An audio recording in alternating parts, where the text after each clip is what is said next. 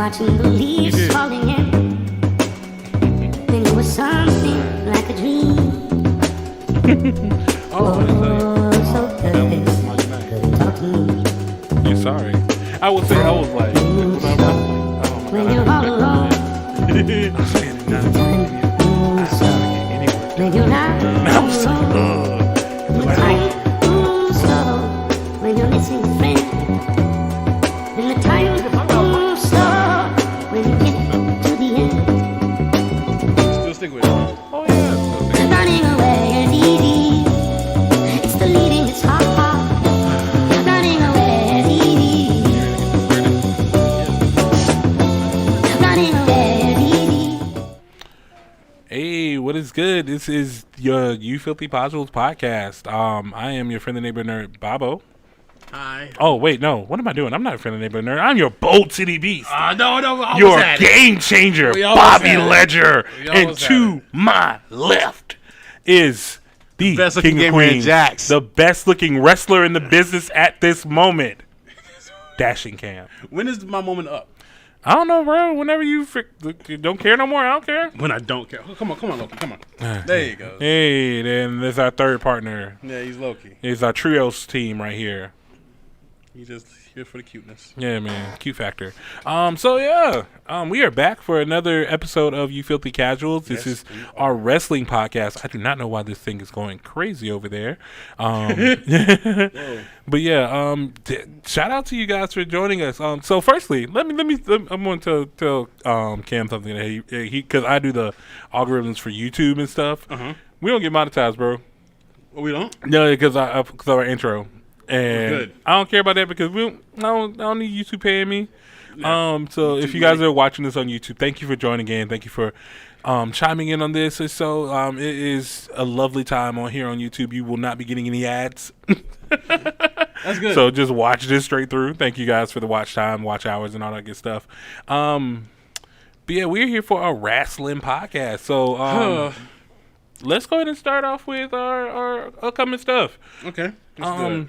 Queenie, don't you have something special coming up this weekend? Yeah, this Sunday, man. Hey, Sunday. Hold on, I gotta add that. Sunday.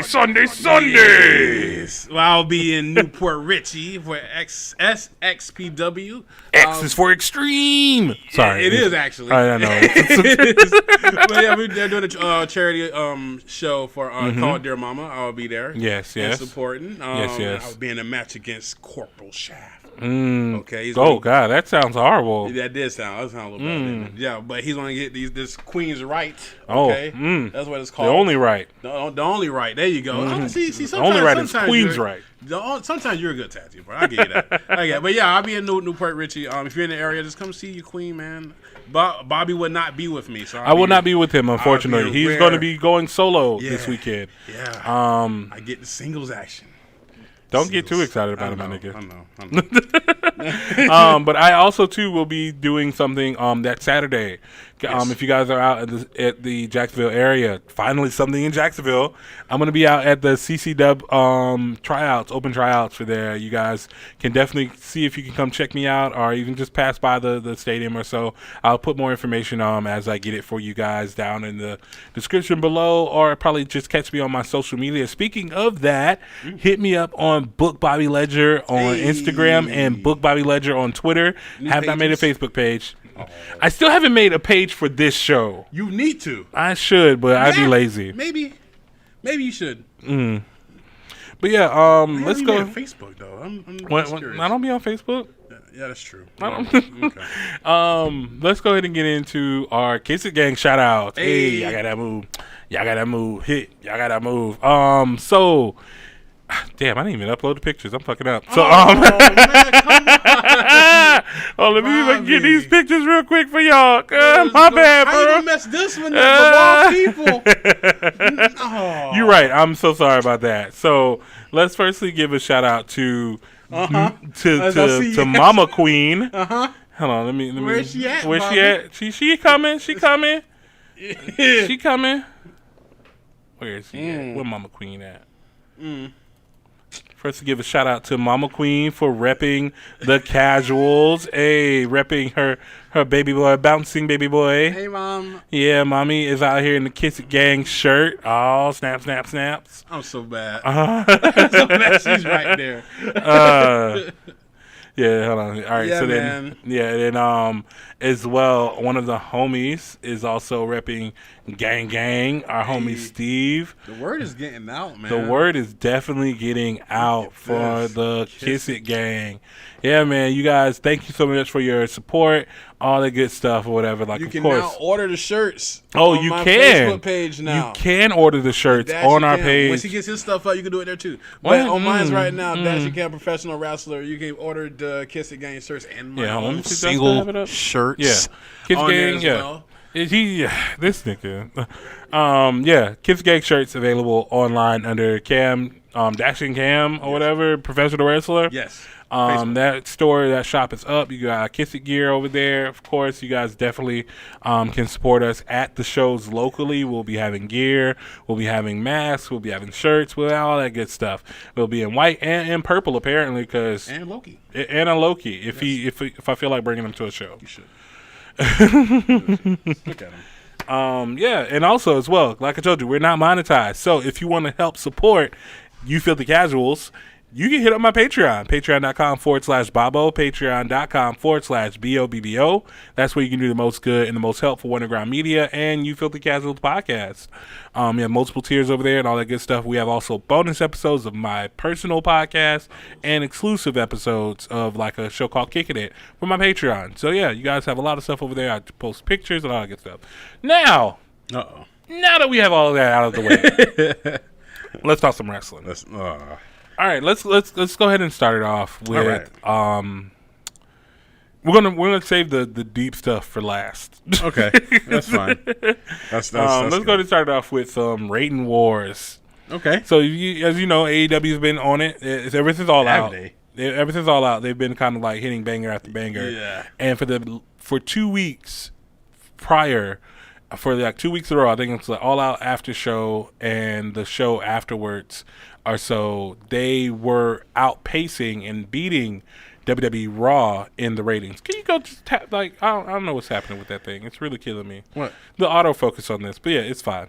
I'll edit that part out in post. Okay. But yeah, they beat Raw in ratings like for the past 2 weeks or so. And just this week, Raw finally got back on top. It was 620s. It was 642 over 627. And that's it shows that the rating wars are the weekly wars are back. Even though it may not be NXT and AEW, the weekly wars are back. And they finally pushed up into that echelon of, hey, we're a primetime player and not Titus O'Neil and Darren Young. I like that tag team, baby. I really did. Of course you did. But like I want to quote a really famous Chicago native. I don't know who you speak of. Don't worry about it. I'll say that in. He said, "Do I have your attention now?" And that sounds like a bitter ex WWE champion. No, it's a new guy who debuted the other day. You sure? His name is CM Punk. I don't think he's new. And the WWE, well, the big wigs of the WWE don't want to admit that AEW is a potential threat, but we know now. So numbers don't lie. Ask Scott Steiner. Okay, so oh god, yes. Listen, AEW speaking of Steiner, let's talk NXT 2.0. Let's talk NXT colorful. The two colors. So that is a direct effect. No, I'm telling you, that's a direct effect of the Wednesday night wars that we had. NXT 2.0, and we were all worried when it first was being teased because we were getting a new arena, we were getting new colors, all that other good stuff, and it's literally branded NXT 2.0. It's 2.0, and I don't like the branding, but I get where they're going. They have literally made it a new. They made it basically a second copy of. I wouldn't say Dynamite, but take TNA Impact with Dynamite and put that's what they have. I don't know about that one. No, have you watched it? I watched. Yeah, I did. You've watched clips. I watched the Steiner Kid. Okay. All right.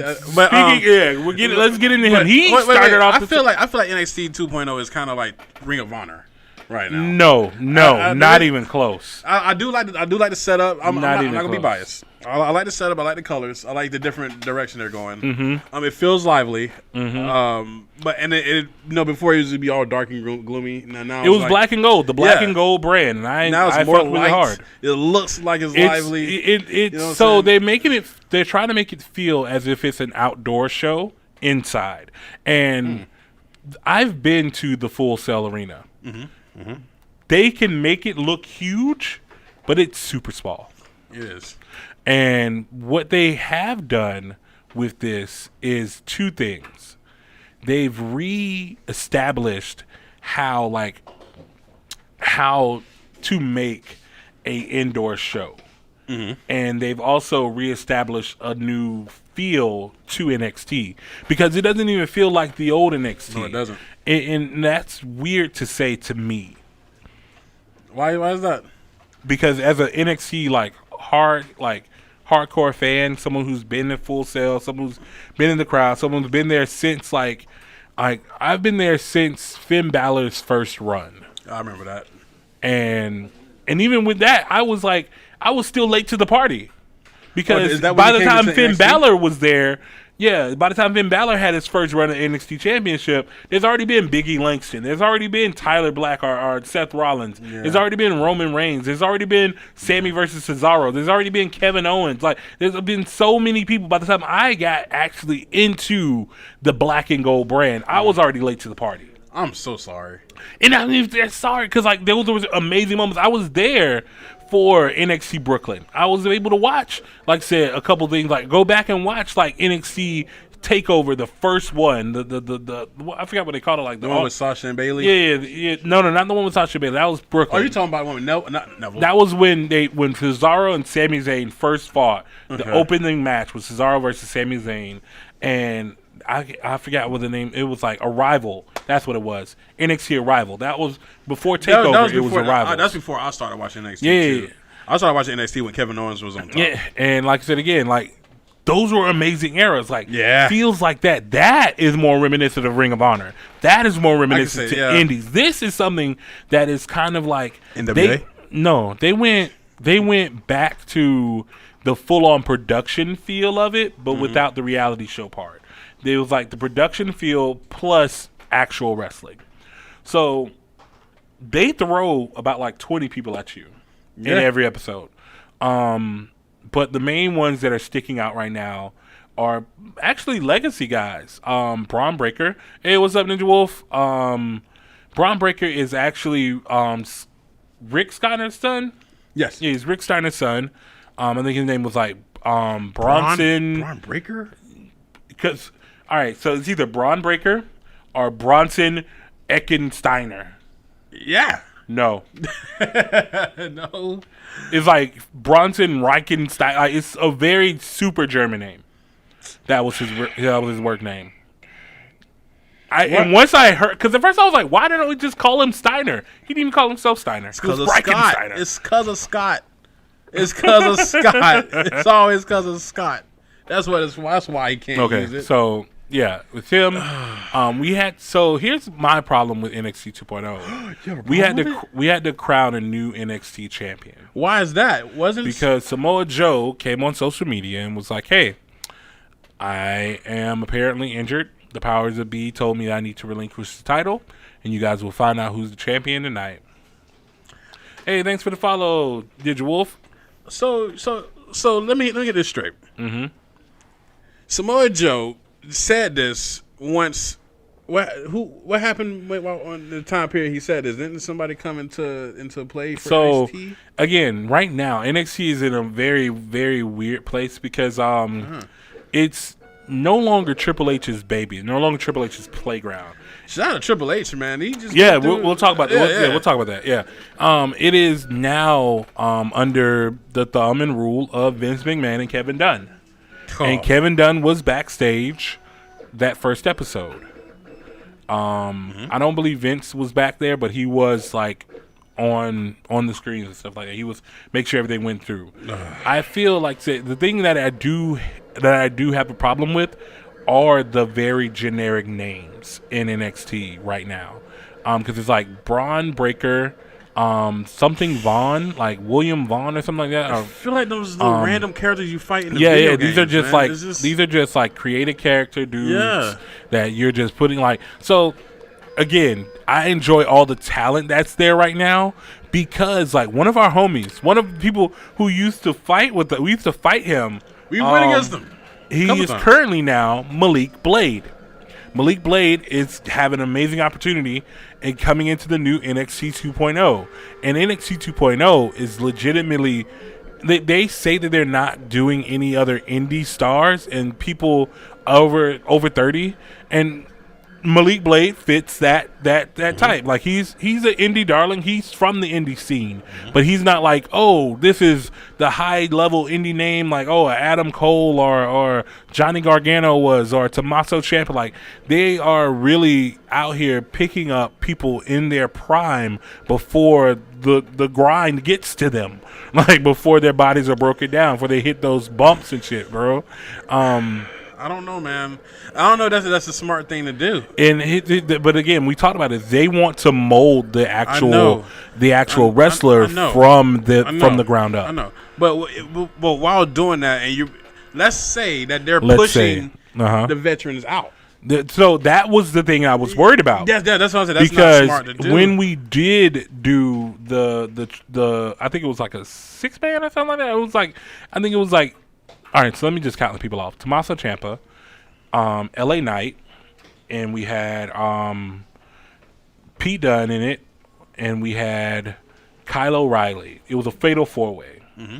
And then somehow Kyle O'Reilly got beat up by Rich Holland and Pete Dunne, so they took him out, and they replaced him with William Vaughn or something like that, right? Okay, I'm following And you. I was like, if this motherfucker wins the NXT title, and this is his first night, I'm going to riot. And the reason why I say that is because I can see that happening. LA Knight was fed to Braun Breaker for the first match of NXT 2.0. Yep. And it wasn't like Establishing LA Knight had a stars. good fight. He was Braun Breaker Decimated. squashed him. Creating stars. One of our top people at the moment was squashed by a new guy who just came in because muscles. that sounds like the old Vinny Mac, doesn't it? Yeah, it does. It does. But So the thing is, like, when you lose big like that in the opening match in the beginning, you obviously think, oh, he's going to win the NXT Championship, right? He's got to be the one they're putting it on because you have to make up for that big loss at the beginning of the show with a big win at the end. LA Knight took the pin. Oh no, you want to go get that? You took the light with you. It's fine. all right, low key. Is Is it good? Yeah, we're good. Like, it's just a little darker. That's fine.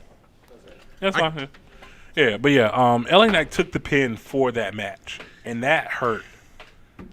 Man, I'm a really big Eli Drake fan, man. Eli Drake. Yeah. Yeah, I loved him in NWA. And I loved him in Impact, NWA as TNA, well. Wherever you want to call it. But Yeah. I just feel like this 2.0 thing is going to be is bad for him. He needs to Honestly, find a home. I don't know. I guess I was really hoping that he would be the next up. He would be the next big heel in NXT. But seeing this with NXT 2.0, he's already lost in the shuffle, and it's only been 2 weeks. They looking for new people. It's only been 2 weeks. Doesn't matter. I just think they're like, you know what you did before this doesn't matter no more. Because also as well, we're changing guard. They're putting their faith in a couple of people, like say Imperium, Roderick Strong. They're putting their faith in Tommaso Ciampa. Like, these are mainstays that'll help bring it over, because someone who we were so hyped about, someone who won the NXT Cruiserweight title, and we were like, this is going to be lit. This is what he's needed. Kushida just lost his title to Roderick Strong. She had been holding it for a while. He wasn't like it wasn't. But the thing about him holding it, he had no matches. Yeah, I was like, he just holding on to it. Yeah, he was just literally a placeholder. That's sad, man. He won it off. He won it off Escobar, but then they did nothing with him. They gave him no good feuds, and that's honestly because 205 Live is dead. They've fired everybody except for like 4 people, and one of them doesn't even like actively wrestle. Oh my god. And NXT, there was too many bigger things going on. Look, I don't know why they brought Kushida over here from there's Japan. a way that you could use him. He could get into the main title contendership. They don't know how to use Japanese stars like that. They did great with Io Shirai and Asuka. Well, NXT Asuka. NXT Asuka was amazing. yeah, NXT Asuka. They did great with Io Shirai. I feel they did good with Kairi Sane, even with her DLC pirate gimmick. Yeah, she dropped as soon as she go to the main roster. No. She did it for a good bit, but when they put her to no, she was the pirate for like. I guess the Kabuki Warriors. The Kabuki Warriors. She was still the pirate. It wasn't until the Kabuki Warriors turned heel that's when she became the badass Harajuku. I liked it, man. I like the Kairi Sane heel run. I really did. Yeah. I miss Kairi Sane in WWE. What? All right. So we got a lot of new people. We have like Lash Legend, who's a new black wrestler. She's going to be kind of like the Carmella, I want to say, of NXT now again. You have the mainstay overs like Frankie Monet and Raquel Gonzalez are about to start fighting. Who else? Like you? All right. So let's get into this guy that. I was about to say that. Yeah, let's get into this guy that we were talking about in the car. So on last NXT 2.0, we had a young man get into the ring, and he was like, it was a very weird gimmick. It's not weird. It was very. He looked like a youth pastor and started talking about safe spaces. And talking about millennials and shit or whatever. So Joey Gacy, who's actually a really good wrestler. Yeah, he is. He had an amazing match with Cameron Grimes. The gimmick was just very like, what? And literally, the first thing I said when I saw him was like, who is this youth pastor in the goddamn ring and why is his wrist taped up? And I was like, surely he would not be wrestling in that gear. Of course. He wrestled in that gear. Yes, he did. Yes, he did. And he did amazing. He did great. He lost. Yeah. But now WWE has removed all references to Joey Gacy's new gimmick. He's still with the company, but they're They're just going to repackage him. They're going to repackage him. And it's sad. Because it literally was a week. Only a week. I liked it. Of course you liked it. What did you think about it? I didn't like it. Why not? It was weird. He looked like someone's youth pastor that was about to sing hymnals to me and tell me about the ways of the Lord in the middle of the wrestling ring. Like I get that. Like if he would have came out with a big boss man gimmick, or if he would have came out with like an IRS gimmick, cool. What? Yeah. No. It was so weird. He was like, you guys, I know, need a safe space. I don't want to trigger you. I'm like, bro, like, shut up. Like, who are you, Daniel Bryan when he's vegan? Like, come on. Like, I seen where they was probably trying to get to. Yeah, I saw where they were trying to go with it. It just can't work no more. It not even can't work. It got picked up by the wrong people. Like the Daily News picked it up, New York Post, Fox News, and they were like, "Ooh, we were trying to separate ourselves away from that." Yeah, because like Fox News published an article on the Gacy gimmick with the headline "WWE pins woke left with controversial new wrestler." The New York Post picked up Fox coverages, and they put the headline "WWE pokes fun at the woke left with the new wrestler." And then the Daily Post out in England, they were like the same. They were like, "Oh yeah, new wrestler pokes fun at the little millennials." Like, can you imagine how Gacy feels? Yeah, I'm just doing what y'all told me to do. Yeah, and I'm just seen as because like even after he lost the match, he shook his hand and hugged Cameron Grimes, which was a little weird, but yeah, they've removed all like anything to it. WWE still has the matchup, but it just says NXT 2.0 Joe Gacy debut. But like again, like anything else about the gimmick is gone off of their website, off of any like publication or whatever. Most of the social medias have been scrubbed. That promo is gone. The match is still up because the match happened, but like everything else is gone. I feel like they. I don't know. I feel like they shouldn't have pulled it. Just you feel like they shouldn't have pulled it? No, I mean yeah. That's just the way I feel. I mean, what was the issue? I mean, they just thought it was just offensive. What was the reason? It's just the vibe. He was that guy. I just feel like they just gave him more time just All to right. see what he was actually trying to do with That's it. fine. Like again, they're trying to mitigate any bad coverage at this point. Yeah, they're on thin ice, as they would say They right now. really are. They really are. So let's move. Because I think that's sorry. Tommaso Ciampa is your new NXT 2.0 champion. Again. Yeah, again, fuck you. Again. Yes, Goldie is home where she belongs. Like not even again, heel. remember they broke his neck last time he was champion. So- He deserves a second chance, bro. But Pete Dunne. Pete Dunne was right there. I agree, but He was right there, I agree.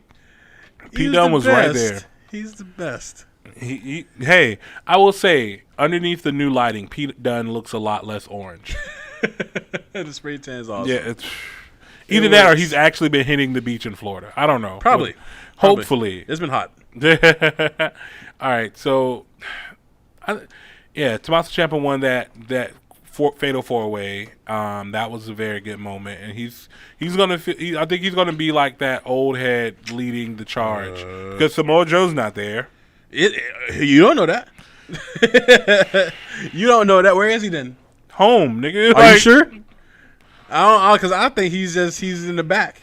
Okay. Wait to see what Vince wants him to do again. Let's get into other news. Another big championship that just happened was the WWE Championship. We didn't get a chance to talk about this because every 2 weeks, y'all. Every 2 weeks. Oh, yeah, that's right. That's been a while. I talked about it on Bobo's blog. Okay. I did talk about it on Bobo's blog because it was a very pivotal moment, very big thing. See, I agree, Loki. See, I don't know about that, bro. Wow. I really don't know about that. Really? I'm sorry. Really? Again, I have DMs I can pull up.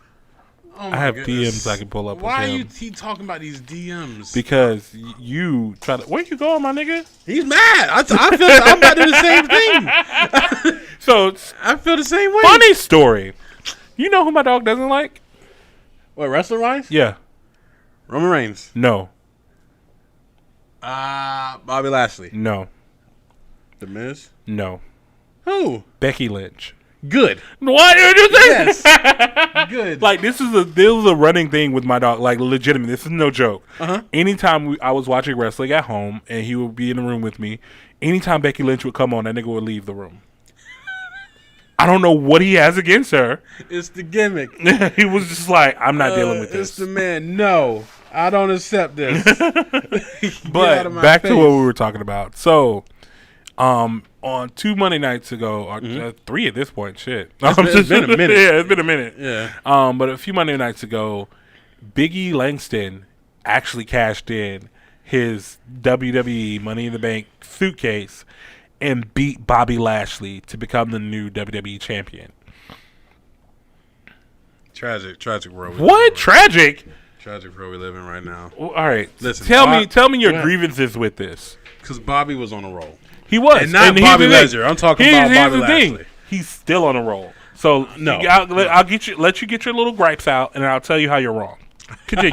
No. But, well, listen. I like Big E and all that. I don't like the gimmick. He's still working with. Okay. So you don't like a hard-working That's not no work stop, rate stop, baby stop, face. Stop. What do you mean stop? Stop. That's What do you not mean what I'm stop? talking about. I like his work ethic. I like the way he wrestles. I just don't like his mannerisms. I don't like. But that's him. That's I Ettore. understand. He can be him all he wants to. That's I Ettore. gotta like it. Yeah, I don't like a WWE champion. He's coming out doing this. What? You know what I'm Do saying? you even watch the W- entrance? And I like his new stuff. No, you even watch the entrance. I just don't like. Let me pull up the. Oh my god. Let me pull up the new Big E entrance. Well, I just don't because- like. No, I'm talking about when he's in. Oh my goodness. No, because because like I don't know what because I'm a wrestling journalist. I don't know what he's doing. Excuse me. I do research. I'm a wrestling enthusiast. Okay. That's the problem here. That's the problem. But I just don't like the whole. I guess I just don't like his face. What do you don't like his face? I don't like the baby face WWE run he's having right now. What do you mean? It's glorious. He won the Money in the Bank. Yeah, but he how did he do it, Bobo? He cashed in on Money in the Bank. Yes. What do you mean? He's All right. he's a good guy. He beat. This is his first entrance. This is still in the Thunderdome. Give me a quick. We at 175 pounds. Didn't say that. Ho!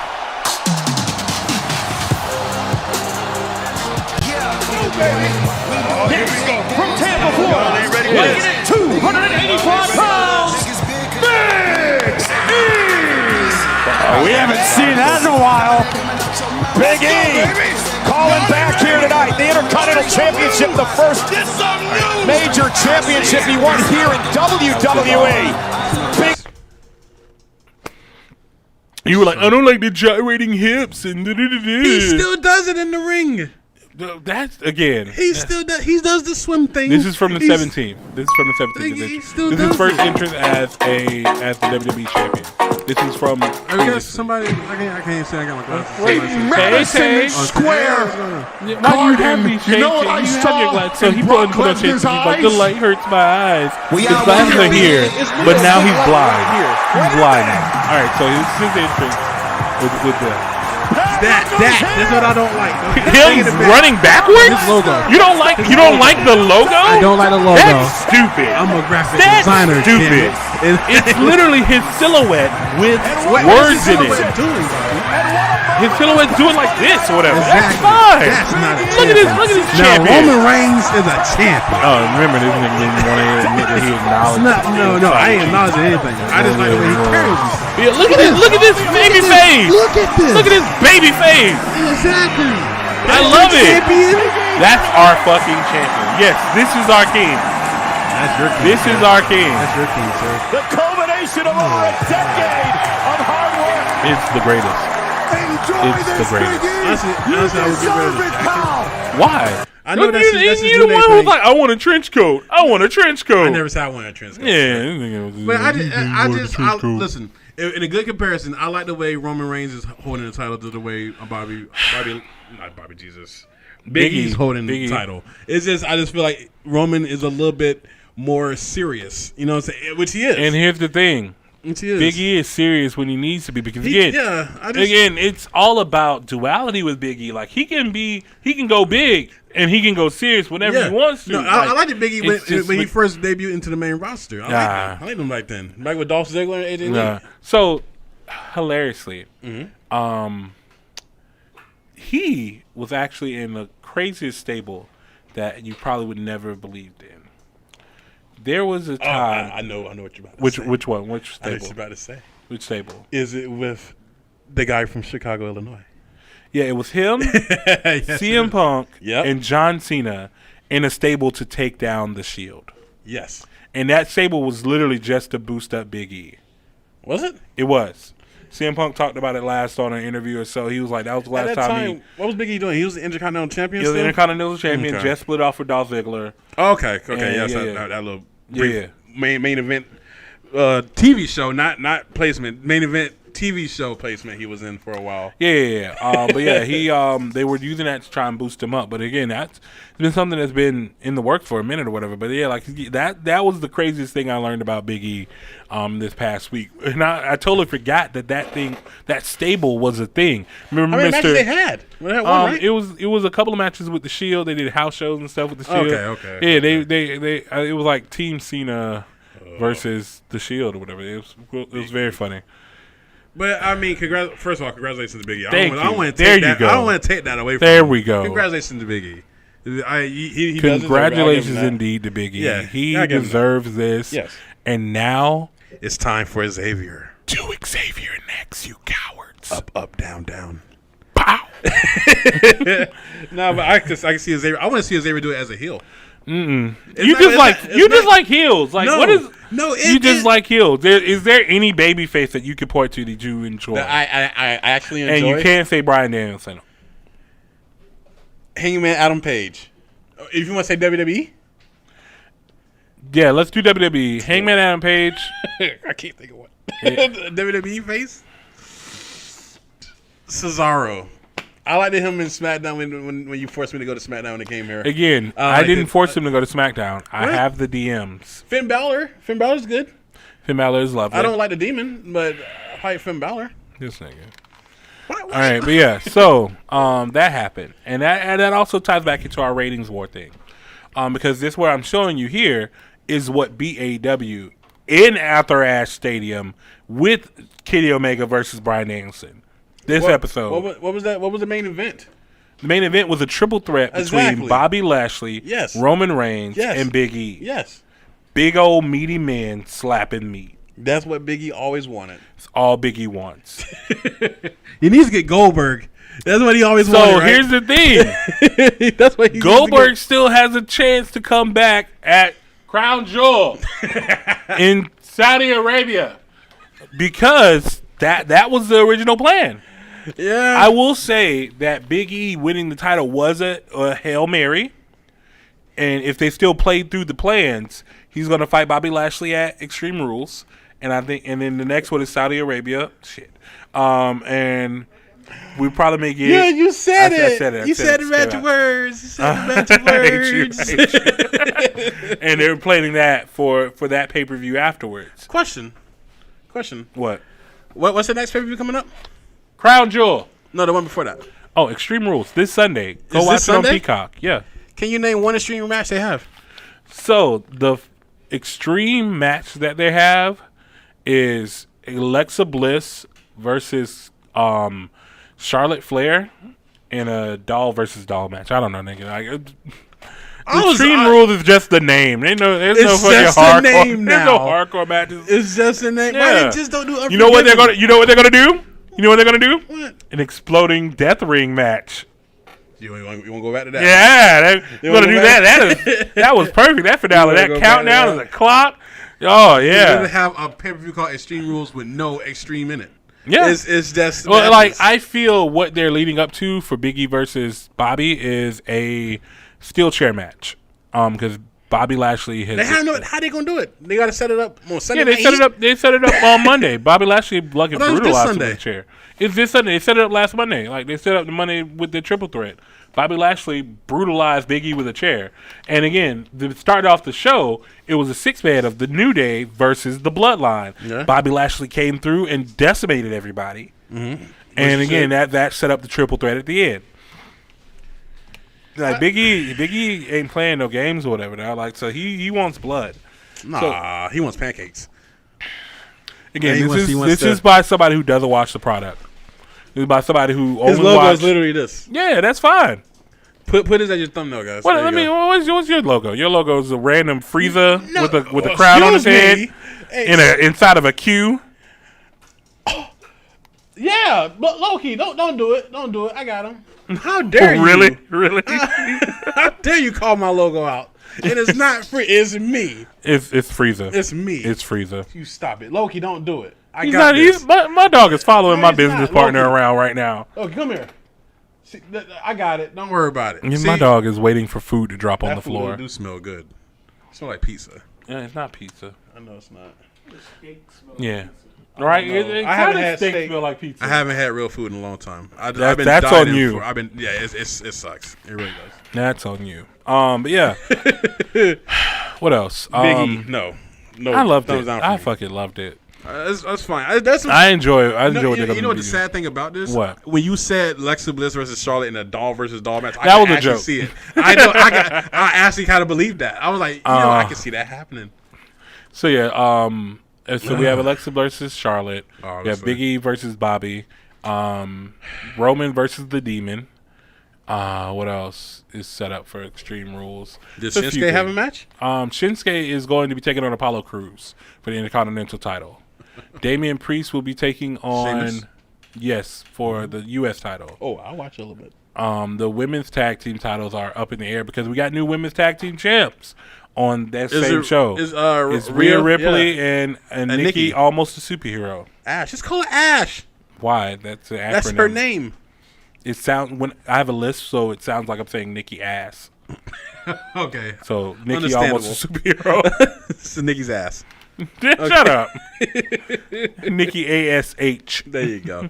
Oh, that's so random, though. Is it? Tag teams, man. Is it? So they've been boosting Tegan Nox and Shotzi Blackheart, and then they gave it to fucking Nikki and Rhea. And the thing is, I knew they were winning it when Nikki and Rhea came out, cut a promo. It wasn't the best promo, but they did it. They cut a promo What and kind of promo dedicated could they do? dedicated the match to children with cancer.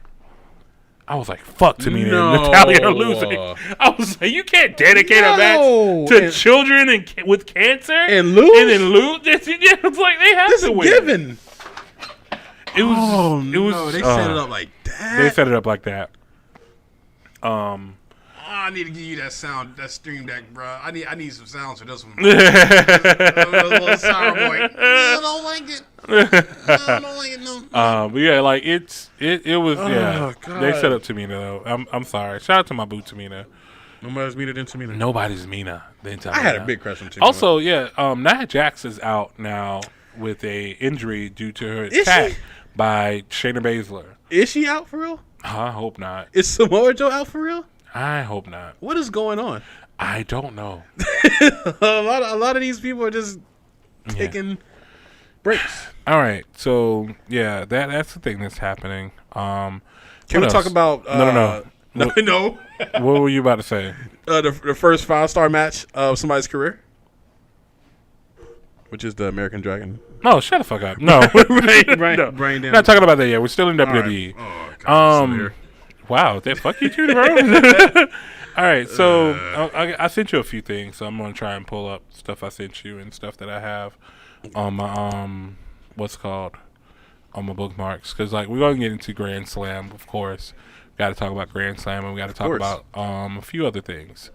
But yeah, there's a few things that I'm very, very excited, because there's a lot of things that people aren't talking about wrestling wise, and we want to go ahead and highlight those. So one of them was Keith Lee. Have you heard about Keith Lee? Oh no, yes I have. So I actually am okay with it now, because I know what it was from. Yeah. You're a mark. How am I a mark? Fuck off, bro. Okay, I can't. I gotta get back to my thing. Where is it? Where is Cam's face? Hey. There's his face. Oh. All right, so yeah, what else did you? Okay. So No Way Jose had a baby. Oh, Yeah, congrats, little No baby Way boy. Jose. Yeah, congrats to No Way Jose. Guess he just I'm talking. Jose now. I pull random stuff or whatever that we can talk about to fill out this time. Where else? I guess he's just Jose now. He's not No Way Jose. No, he's No Way. That's his name in Impact. No Way. It's No Way. That's it, bro. Where is it? Or did I send it to you over Facebook? I can't remember. Was it Instagram or Facebook?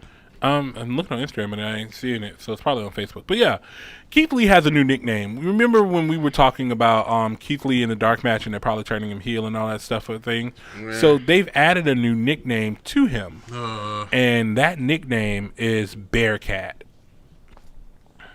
Sink it in. Love it, absorb it. So people laughed at it, of course, because if you look up what a Bearcat is, it looks weird. I'm sorry, it looks weird, bro. But it actually has a bigger meaning to it. Mm-hmm. So I'm pulling it up now because I know I sent it to my so I know I sent it to somebody specifically. But I'm so upset. Why are you so upset? Tell me why you're upset before I give this. This is what you get when Adam Cole doesn't agree to play Shut ball. up. This is what you get. So Bearcat is actually a homage or reference to Edward Bearcat Wright. He is an American professional wrestler who became popular back in the 1950s and 60s. Despite racial tension in the United States, he became wildly popular as a babyface who refused to work segregated promotions. And before the records were scrubbed, he actually was one of the first black world heavyweight champions. And I'm trying to get who he won it off of. But yeah, like he is originally from Tampa, and he was legitimately a badass. Like he was a black guy who would run into these old ass racist ass territories and beat the fuck out of their favorites. Because he was heel, so you would like that. But then when he got popular, they turned him babyface. What does that got to do with Keith Lee? So I believe that they're trying to put the Bearcat name on him to show, one, homage, and two, like, ferocity. I don't think he needs because he was already limitless Keith Lee. That's already badass by itself because he is limitless. Huh? I wouldn't say Bearcat's badass. So again, that's why I say it's more homage than anything. Does he even like? I mean, Yeah, he had to approve it. He had to approve Does it. he even like the original? What's his name? What? What's the original Bearcat guy? Yeah, of course. What? I mean, does he even know? Did he know about it before they Bearcat's told him? dead, bro. Yeah, with things like that, they have to like approve this. Okay. Like, remember the whole thing with I'm just thinking, you remember the whole thing with ACH? Yeah. And he was like, "Oh, you have to approve that shit before they put it out or they start saying it." No, I agree. I mean, I understand that. And also, this helps to where they don't own Keith Lee's actual name. So is he going by Bearcat or is he going? He's going to either going to shorten it to Bearcat Lee, or they're going to keep calling him Keith Bearcat Lee. But I can see them shortening it to Bearcat Lee. Oh my god, that sucks, man. All right, so let's do this. Finally, time. What? Let's talk about our first names. Let's talk about One Shot and Game Changer. Why are we talking about this? Because I had no idea what we're about to talk about. Why are we talking about this? Because this is the perfect example of getting given a name that you have to work with, and you didn't it's not bad. It's not a bad thing. It's whatever you work with it. It's whatever you work with, and that's the thing about wrestlers. Like, especially good wrestlers, that they're able to spin gold out of anything. And I feel like he can work this Bearcat gimmick to its highest potential, because Keith Lee, by far and large, is the nicest dude ever. Of course. But he has a mean streak about him. I guess he can put on a mean face. Yeah, he does. He puts on a good mean face. He's growing his beard out again. Oh, thank God. He's trying to get a little bit more rugged, a little bit more like gruff or whatever. So yeah, a first promotion that we worked, I was given the name Gang Changer, Gang Changer. Mm-hmm. You guys know I'm the Game Changer, Bobby Lasher. Bobby Lasher? That's you? You heard it here first. I'm the Game Changer, Bobby Ledger. Bobby Ledger. Yeah, I'm the Game Changer, Bobby Ledger. Mm-hmm. But I am Gang Changer there because I'm paying homage to the one-man gang. Okay. I am a one-man wrecking crew when I go over there. Gang rules. Yeah. And you were... Well, I could still be. You could still be. I still have the merch. You do still. That's a deep cut merch. Let's go and put out some. Tell them the name. What was the name? I might put it out just for for a day. Okay. You can buy One Shot. One Shot. That was honestly the best name out of our group that he got, and he hated it. No, I found. I was like, you know what? I don't care. I'll roll with it. I was cool with it. I was cool with it until they made me a good guy. He hates being a babyface. I was built from the wrong side of the tracks. Yeah, he was. Yep. I'm not a good guy. It was great. I can't be a good guy. I enjoyed the one shot gimmick. It's something that I wish I would have gotten. I was Gang Changer. I did not know what to do with Gang Changer for months. I put up my gimmick in my head that whole time, and I made stuff. I had my business partner make me a whole shirt and everything, and then he came with the name, and he was like, "That's nothing like what we made." That don't match anything we made, Bobo. Board, I guess. Yeah, just coming out doing this all the time. He had one shot, and it took him one shot of vegan trigger to the face, and that was the last match. No, that wasn't my last match. Oh, that wasn't your last match? That wasn't my last match. I had a match with, what's that guy's name? Dude, what is his name? He got me with a spine buster. Oh, damn, that's crazy. And that hurt it, too. Of course it hurt it. But yeah, that was, oh, Jesus, man. That's V-trigger. Yeah, so, we have, old stories of, training and getting into getting to wrestling school that we got to definitely talk about. But I never even thought about that. They literally gave us a gimmick. Yeah, they gave us. Yeah, that's how that's true. That's how it goes. Because a lot of wrestlers you meet, or so especially indie wrestlers, they take years developing and growing into their gimmick. But when you go to a place, especially like NXT 2.0, especially like WWE, they look at you. They have someone draw up kind of what they were kind of thinking of, and then they fit you to that mold. Mm-hmm. Because you have Bronson Reckensteiner and they go, I don't think people gonna be able to say that name. How about Braun Breaker? Generic. Okay. It's generic, man. It's generic, but it's proven that it works. I don't know about that, bro. I don't know about that. You sure? You sure you don't know about it? You say, was it Braun Breaker? Braun versus Breaker. Malik Blade. Malik Blade. Yeah. That don't sound good. Get back in his lap, bro. Oh, yeah, he's good now. He was upset about Big E. He wasn't upset about Big E. That was all Big E. He saw there. food coming. No, sauce. Hey, I Nonsense. ain't got no food, boy. He's not talking about yeah. Big E no more, low-key. Okay. Yeah, He's so- cool now. He's cool now. Were you holding him back? Yeah, I was. He was like, boy, Pop. ooh. Pop.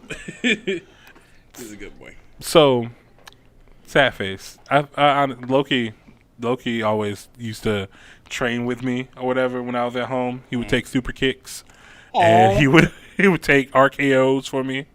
My cat does that too. Yeah, but yeah, like so that's just like I'm okay with the Bearcat name if that's where it's coming from. I mean, That's the only place it could come from. I just want to see how you make it work. And that's all. Again, by what we saw with the new finisher, new like look, they're gonna have to change his look again because if he can comes wear a out skirt as again? You can wear a skirt again? Shut up. What? Don't you talk about my don't talk about that. He's gonna wear the skirt again. So yeah, we're gonna see how that works out, how that goes. But yeah, Bearcat. Bearcat Lee, everybody. Bearcat. Like I said, Bearcat, and also like I said, No Way Jose had a kid. Oh, Max Caster challenged Tony Khan to a rap battle. On Dynamite, or was it off? He wanted it on Dynamite. I don't think they got it. I don't even think they made Wait, it. did he challenge him on Dynamite? He challenged him on Dark. Max Caster doesn't get Okay. on Dynamite. What? Who do you think he is? Right. What else? What else I got for you up in these streets? I can see it. Can you? Tony's Can gonna have you to see practice, obviously. All right. So also AEW Dark has moved to a new studio at Universal Studios. They are actual studio show now. Yay! Yeah, they have their own little area, and That's good. But that takes honestly, I feel slighted. That takes away from Daly's Place. They could have moved AEW Dark back to Daly's Place. Yeah. That they takes probably- them away from the Jacksonville base. I feel like they probably did that because they probably have obligations for other stuff. Most likely, but yeah, we'll see. We'll see. I don't know. I didn't like it, bro. All right, so now, lovely news. Let's talk about the Owen Cup.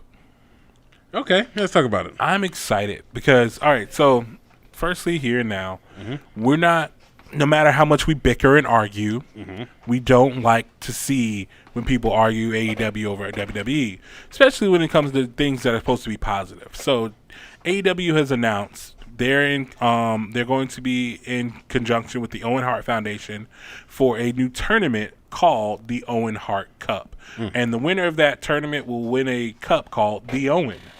That's This is going to be celebrating Owen Hart's life and legacy in wrestling and giving him the recognition that he deserves, even though he has not yet been put into the Hall of Fame. He can't. And, he can. He can't. Why can't he? His wife. Well, here's the thing. That beyond that or whatever, but like, if you guys have watched Darkside of the Ring and the Owen Hart story, you'll know how much he went through afterwards. Oh, not the recent Darkside of the Ring. We'll talk about that. We're talking about that at the end of the show. Remember, at the end of the show. The old one. This old one. This is the old one. I think it's season 2.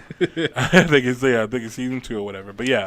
So yeah, she went through the ringer with WWE and wrestling in general about Owen Hart and making sure his legacy is actually kept up and compensation and stuff. It's been a shit show, a literal shit show. Yeah, I agree. But this came out of nowhere. I was not expecting this. No, because again, as a wrestling journalist, AEW filed for the copyright for their Owen Hart Cup 6 or 7 months ago. So you knew this was coming.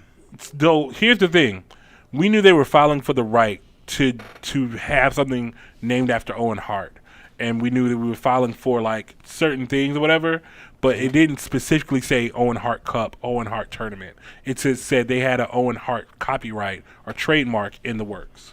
Okay, I did not know that. Because I thought they were going to like dedicate something to him, like to dedicate a title or whatever to him. But yeah, that's lovely. What kind of tournament is it? It's gonna probably be like the J Cup or the G1. So it's gonna happen over a period of time. A period of time. People rank up the ranks and stuff like that, and we basically go into a big pay-per-view in to get out. Kind of like the Dusty Rhodes Classic. Kind of like the what's the one the NWA used to do? The Opera Cup. The Opera Cup, yeah. It's kind of like those. So it's going to do that, and you're going to end up King of the Ring. Yeah, like King of the Ring. You're going to end up again. That's what they filed for. They filed for a trademark for King of Hearts. Ooh, exactly. Man, listen. Anytime I hear anything about Owen Hart in wrestling, I always get giddy. Yeah, because I actually liked Owen Hart back in the day. Owen Hart was amazing. Yeah. It was legitimately one of the most underutilized or underrated Hart family members. Because they kind of put him in places or whatever. As Cam would like to say, he was the X-Pac of the Hearts. Sad thing is I like X-Pac. I know he's a great guy. Yeah. So speaking of him, he is actually thinking he wants to come back for one more Royal Rumble. I can see it. A Rumble, anybody can do a Rumble. Oh yeah. Bob Backlund can still do a Rumble. Yeah. Hogan can still do it. Ooh. We'll get to Hogan in a minute. Oh Lord. While we're on AEW, so recently there was talks about the TBS title. The TBS title. Yeah. Remember how we said they were going to have to make a TBS title, or they were going to probably change the TNT title to TBS title? Yeah. They're going to keep the TNT title, and the TBS title will be a women's mid-card. That's good. I can see it. That's good. I like it. And it gives all of the women who aren't doing anything something to do. Yeah. They got some good women wrestlers, too. Yeah, like someone like I'll put you on the spot, too. Who would you have the first person win it? So, first one comes to mind is Big Swole, but I want her to get the women's championship. You know who I would say, for me, Layla Hirsch. Give it to a good, strong babyface. No. Who do you want? You already know who my baby is. Come on, man. It's Jade Cargill. You really want to put Jade Cargill in the mid-card. I don't want to say her. I want to do copyright, but she's that girl. She's that chick? There you go. Yeah. She's that chick. Okay. You know what I'm saying? Jade Cargill for the first TBS champion. Calling it. She deserves it. She looks like a champion. You see her boots? Boots of a champion. You see her boots. That's what you want to say? You seen her boots? Boots. You seen her wrist tape? Boots of a champion. Boots. Yes. You sure that's the B word you were talking about? Yes. Boots. Okay. BOOTZ. Oh. Boots. Like Flavor of Love. Okay? Yes. But yeah. So that is legitimate with that and the trios titles that they're thinking about putting in the works. That's something that I'm excited to see coming out of AEW. I just don't want to do too many titles. It would honestly be 1, 2, 3, 4, 5 titles, bro. That's not bad. That's 5 titles. Because they don't have an actual mid-card like the WWE has. The TNT title is a secondary. It's just a title. Yeah, it's just a title. I feel like it's on the same level. Yeah, the FTW title is not even on the books. Yeah. And all you have is the women's title, men's title, TNT title. That's 3 titles, and you have a fuck ton of wrestlers. So here's the thing: with WWE has programmed everybody to realize that the Intercontinental title is not on the same par as the WWE title. Obviously, right? Not true. But it's true. I will say Shinsuke Nakamura is not on the same level as Roman Reigns right now. Yeah. Wrestle-wise, yes. Whatever. But I'm saying like placement-wise, Shinsuke is not on the same level as Roman Reigns. Can you agree? I will not agree with that. Why not? Because Shinsuke Nakamura is the fucking king of strong style. He can call himself the king, whatever. He's at the head of the table. Whatever, bro. All right, let me see if I can pull this up for you, because I would love to see if I can get this. If I can get this for you, because, all right, yes. You found it? No. Because speaking of Shinsuke, I'm going to show you something that, I sent it to you, too. Yeah. My homie, Omar Holman, had one of the fucking greatest entrances to his reception. He came in to the Shinsuke Nakamura theme, and it was He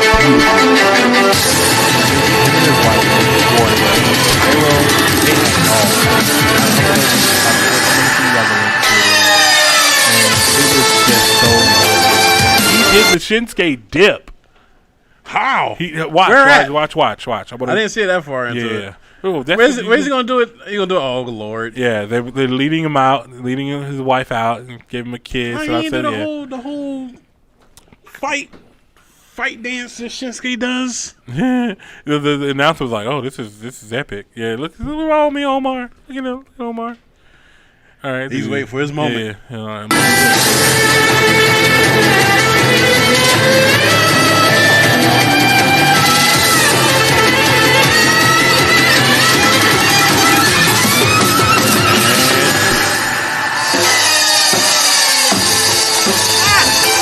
I love it. Yeah, I'm gonna try and give you guys the link in the like, it's so good. Like, it's such a lovely moment. Let me see if I can put it into the chat for you guys. Like, it's so dope. But it is dope for entrance, for a reception. It is most definitely. It is. So do your thing, dope. man. It's your moment. Do your thing. Yeah. All right. So I put it into the Twitch. I wonder if there was like any did people get it? Was these friends, no, wrestling fans, wrestling fans who were there probably got it. Yeah. Like, he said who? Yeah, wrestling fans who were there probably got it, but like normals were like, "Oh, this," because even the announcer after she was like, "Well, that was a spectacular entrance." I was over here popping hard for him, like, Man, yo. he should at least. But his wife is knew. also a wrestling fan. She's a gamer. Check them out, Black Nerd Problems. And also, what's her name? DJ Dimple BK or DJ Dimple _BK. As well. Check them out. Amazing people. You guys will definitely love them. I dropped the link to the reception entrance in the chat for Twitch, and YouTube. So yeah.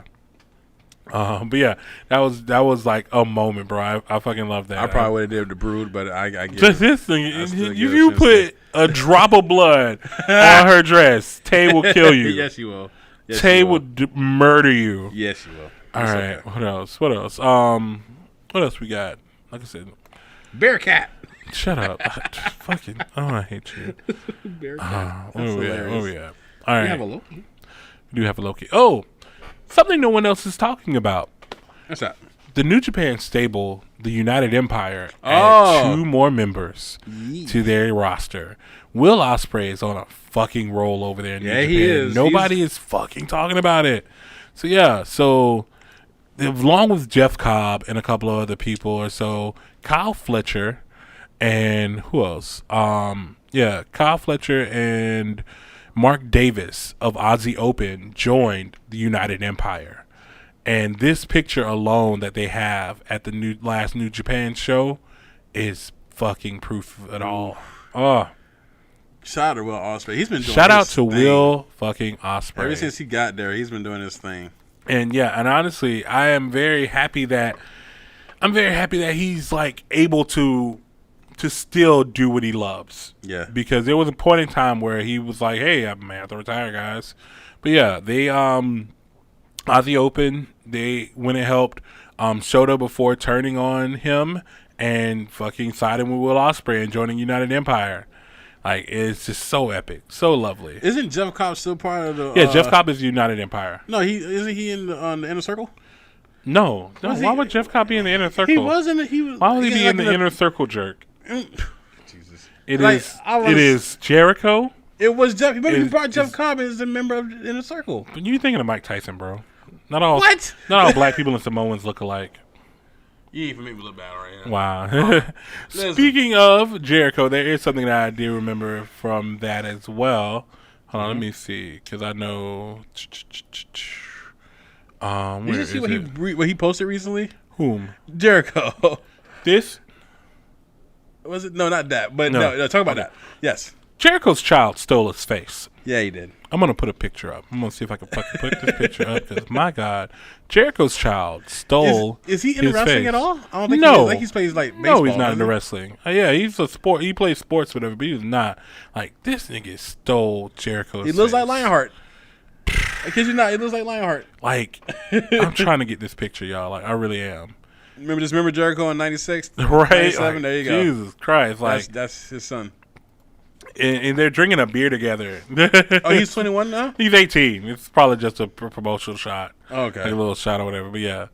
Like if you guys just go look up Chris Jericho's last Instagram post, Chris Jericho Fozzy, and it's his kid's 18th birthday. Shout out, happy birthday to his kid. That's what I was talking about. Which one? This one? No.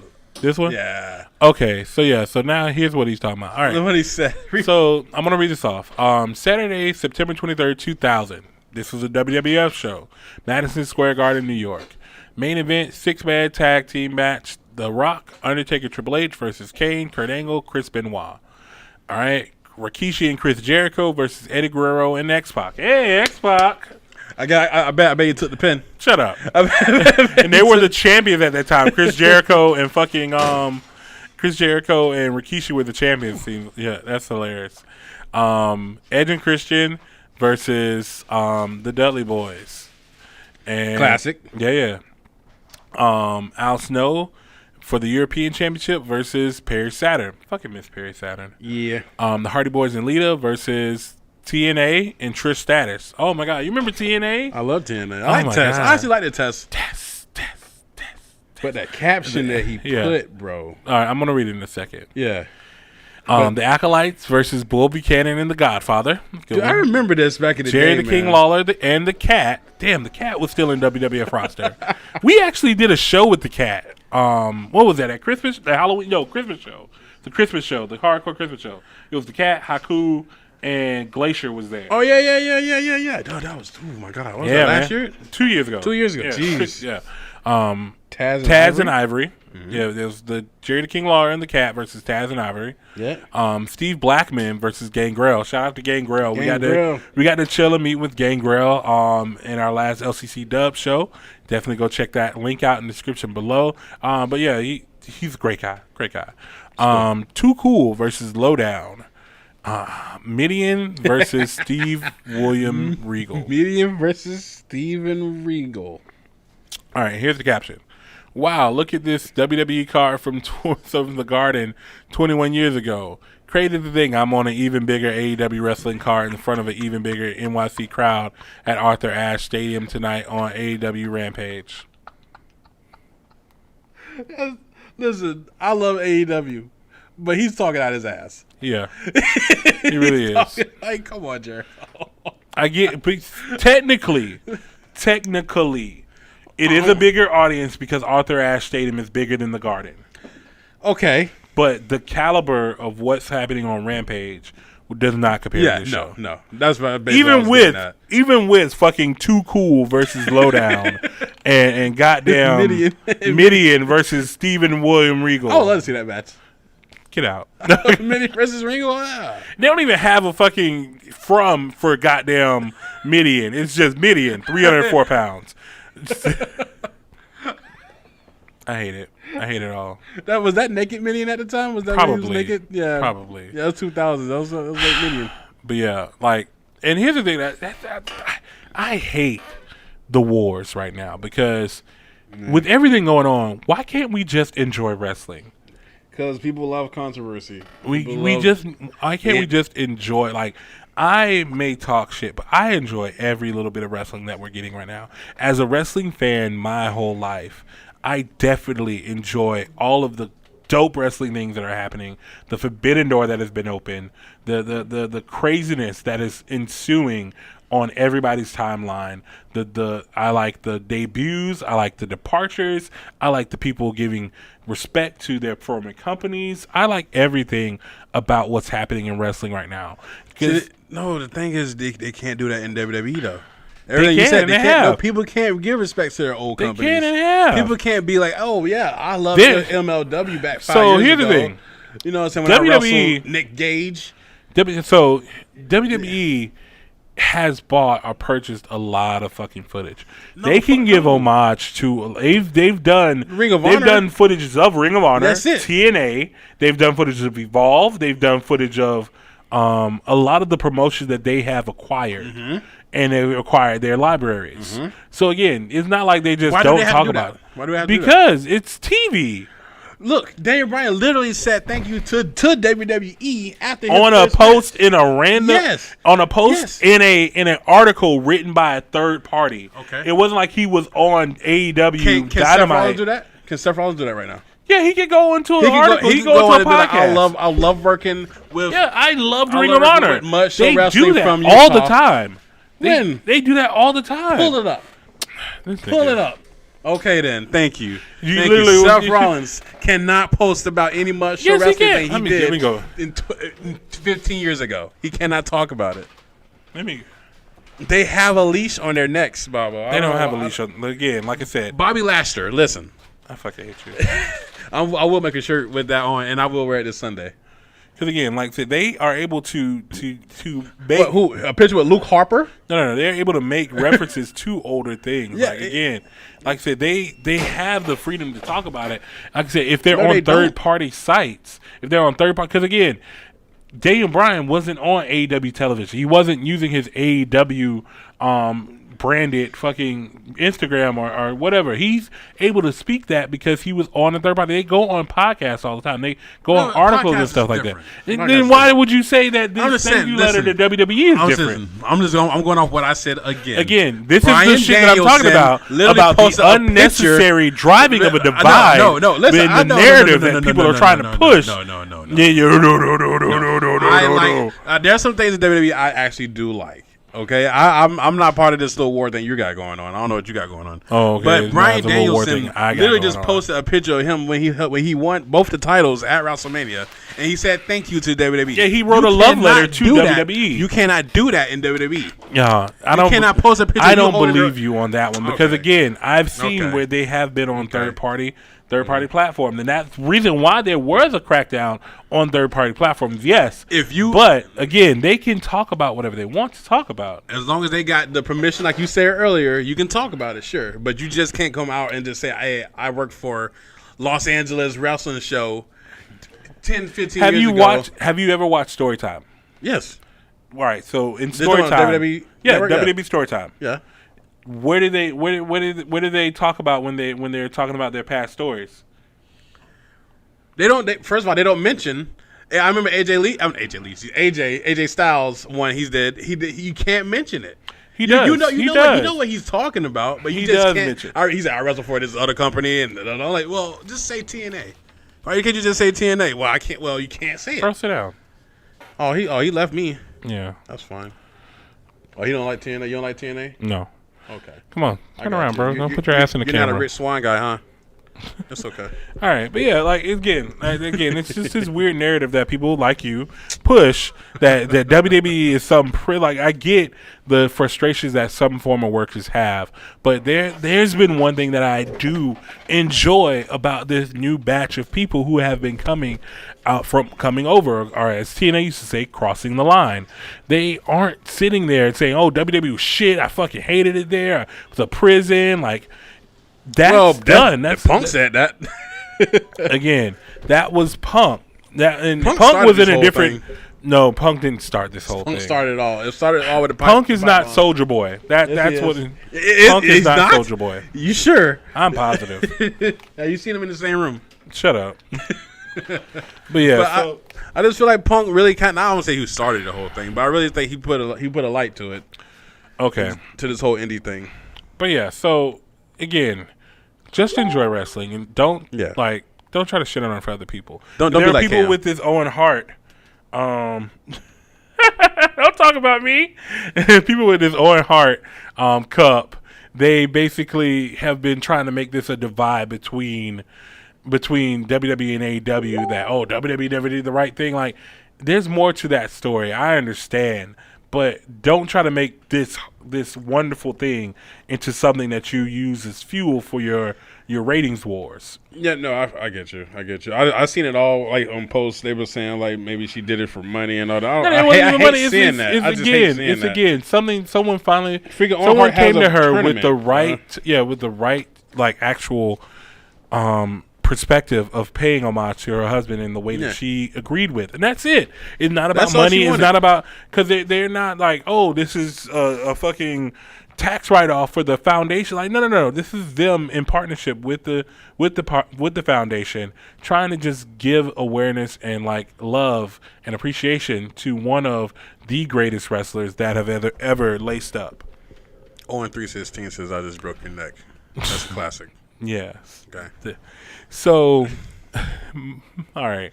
I'm trying to see what else I got for you. We can talk about the dark side of the moon. I mean, the dark side. Dark Side of the Moon. No, we're not there. We haven't even talked about Grand Slam yet. No. Oh yes, let's talk about that. Jesus. All right, so let's get into that now. Grand Slam. Grand They're also Slam. doing Rampage tonight. Tonight when we're recording this at 10. Yeah, you can't it was already recorded though. At Arthur Ashe on Wednesday. So let's get into what you liked about the show. Well, obviously the I don't want to get straight to the 5-star main event. It wasn't even the main event. It was the first thing on the first thing on the It card. should have been. You know how WrestleMania is. Every match is the main event. No, wait, no, you're right. The 5-star main event between Britt Baker and Ruby Soho. Thank you, Cam. No one cared about that opener. That match was great. Great match. Great match. I mean, honestly, like you said, AEW has just been hitting home runs back after. Yeah, back ever since after All back. Out, I will And, admit that yeah. AEW has literally upped their caliber. Yeah. But again, it took how many WWE niggas coming in? How many? How many? How many people? CM How Punk, many people? Adam Cole, Bryan Danielson. You got the return. Okay, let me stop and pause right there. Okay. Those guys were not WWE guys. Yes, they Those are. guys have been. They was in the Indies before WWE. They're WWE. No. You know how long Bryan has been since he's been in the Doesn't Indies? matter. He doesn't matter. Doesn't Again, matter. you got the Doesn't return of matter. He Ruby was- Soho, another yes. WWE wrestler. She was in the Indies before WWE, He- just like us. The We are little in narrative the Indies before we're nitpicks that anywhere. they have to do. No, These are all No. WWE Punk household was- names. You can say Punk was a TNA guy. He was in TNA. It's the same thing. I'm going to throw my dog at your face. He will probably like me better than you because you like WWE and you think You're that sitting these here guys are WWE refusing. guys. You're sitting here Punk- refusing to same believe Punk that is the a reason why WWE people guy. know these names and know these wrestlers Not me. are because Not they me. were in the Indies and not their extensive runs in WWE. Not me. Not their extensive runs in NXT. Not Not me. their extensive runs in ECW and I didn't watch Daniel Bryan in NXT with Miz. I didn't watch it. it's sad, bro. It is sad because I didn't watch it. So I again, watched him in Ring of remember Honor. how you just said Daniel Bryan sat there and used the WWE picture thanking them and a love letter to them, holding up the title, but he's not a WWE guy? No, he was there. He didn't have a decade-long run in WWE? He was employed. Yes. Yeah, he was employed. Bro. It's like Tracy McGrady said he's a you're arena basketball literally, player. to me, you're literally talking yourself in circles. No, I'm not. Because you're How? sitting here in one junction saying, oh, he No. was this, he loves I WWE, think you gotta be he could say misconstrued. whatever he wants, and, oh, he's not a WWE guy on the other hand. He's But just no, an I didn't indie say guy. that. I didn't say He's that. just I Bryan said he was Danielson in the never indie. went to WWE. I said he did completely nothing there. straight He didn't start an Daniel entire Bryan yes movement. knows. What are you talking about? No. Oh wait, that's also his thing too. No. Like, come on. You're literally talking yourself. I liked into the a Valkyrie corner. and I liked the American Dragon. I don't know what this no and yes thing you're talking about. Our team hell no that you didn't even mention. Oh, but you know of it. but you know the point of it. is, I knew of Bryan Danielson, the American Dragon, before he had his slave name of But Daniel Bryan, again, once the vegan warrior. But okay? again, the majority of people know him for Daniel Bryan. You don't speak for everybody, sir. JR definitely knows who Daniel Bryan is. JR, listen, JR just has some mishaps. Okay? Oh, mishaps. He also knows who Ruby Riott is. Do you want to talk about Corey Graves then? Yeah, okay. Talk about Corey Graves. You want to Okay. talk about the announcers? Yeah. No, talk about JR in this. It's Bryan Danielson, Mr. 5-star Okay. himself. Okay. Okay? Okay. Jeez. Yeah. But yeah. That's fine. I liked it. The Omega Bryan match, obviously. Yeah, okay. That was probably one of my favorite ones. I just like this. I just went into it just to see. I always like to see if they're going to wrestle any different from their previous employer, i.e. Paul But the White. thing is, he wrestled the same. He did, and that was the same thing he was doing in his previous he did- employer. But the thing he's taking I want to say battery. That's not a word. He's What? taking worse bumps though, which Okay. like the whole thing with Kenny with the Snapdragon off the suplex. I mean off the turnbuckle. That was a little much because you already know Brian Daniels. No, what was that first name? Daniel Bryan? Brian Daniel Danielson. Bryan? I was doing it the Japanese way. Just saying backwards. Yeah, he had the thing with this whole injury and all that. Oh, okay. With his history of neck injuries, and he's taking that bump, kind of scared me. But other than that, he had a great match. Daniel Bryan always had Brian Daniels. Daniel Bryan has amazing matches. Daniel Bryan has amazing 5-star matches. Daniel Bryan never had a 5-star match in his life. Oh, fuck. Brian Daniels, on the other hand, first match he had 5 stars. So, I don't know what to tell you. You take that up with Dave Meltzer, sir. I'm taking it up with you don't gotta take it up with because that's a lie. He never had a 5-star match until he went to AEW. So you're telling me that the night in WrestleMania where he went from the beginning of the show having 0 titles and to the end of the show having the Universal Undisputed Championship was not his 5-star WrestleMania moment? To Dave Meltzer, nope. Fuck out my face. Nope. To Dave Meltzer, no, he did not. But his match with Kenny Omega was This is what I got to work with. This is what I got to work with. But apparently his match with Kenny Omega was perfect. Anything with Kenny Omega, Dave Meltzer will give a 5-star. He gave him and Okada 6 stars. 7 stars. Well deserved. 12 stars in the Tokyo Dome. I don't think he went to 12 yet. I think you're lying. I think you're over exaggerating, and you're trying to make Dave Meltzer is an old man. No, he's not. He's an analyst. He is an old man who has a hard on for Kenny Omega. No, he's a wrestling journalist like yourself, which you should respect. I don't respect Dave Meltzer. What? You must be a Cornette guy. You must be a Cornette guy. Don't tell me you're a Russo, man. I might be. Oh, God. Poll on a poll match. Do you guys think that I'm a Russo guy? Look on a poll match. Poll on a poll right now. Poll on a poll. But yeah, like, speaking of that, so Daniel Bryan. Brian Danielson. No. This is when he was Daniel Bryan. Okay. Was offered a lot of things to stay. I would assume. Do you want to know one of the things he was offered? I don't know this, so yes, please. He was offered a spot in the G1. Been staying in WWE? Yeah. Oh. Yeah. Oh. Whoa. Oh. well, hold on. They have a working relationship with New Japan. Who says he can't do that now?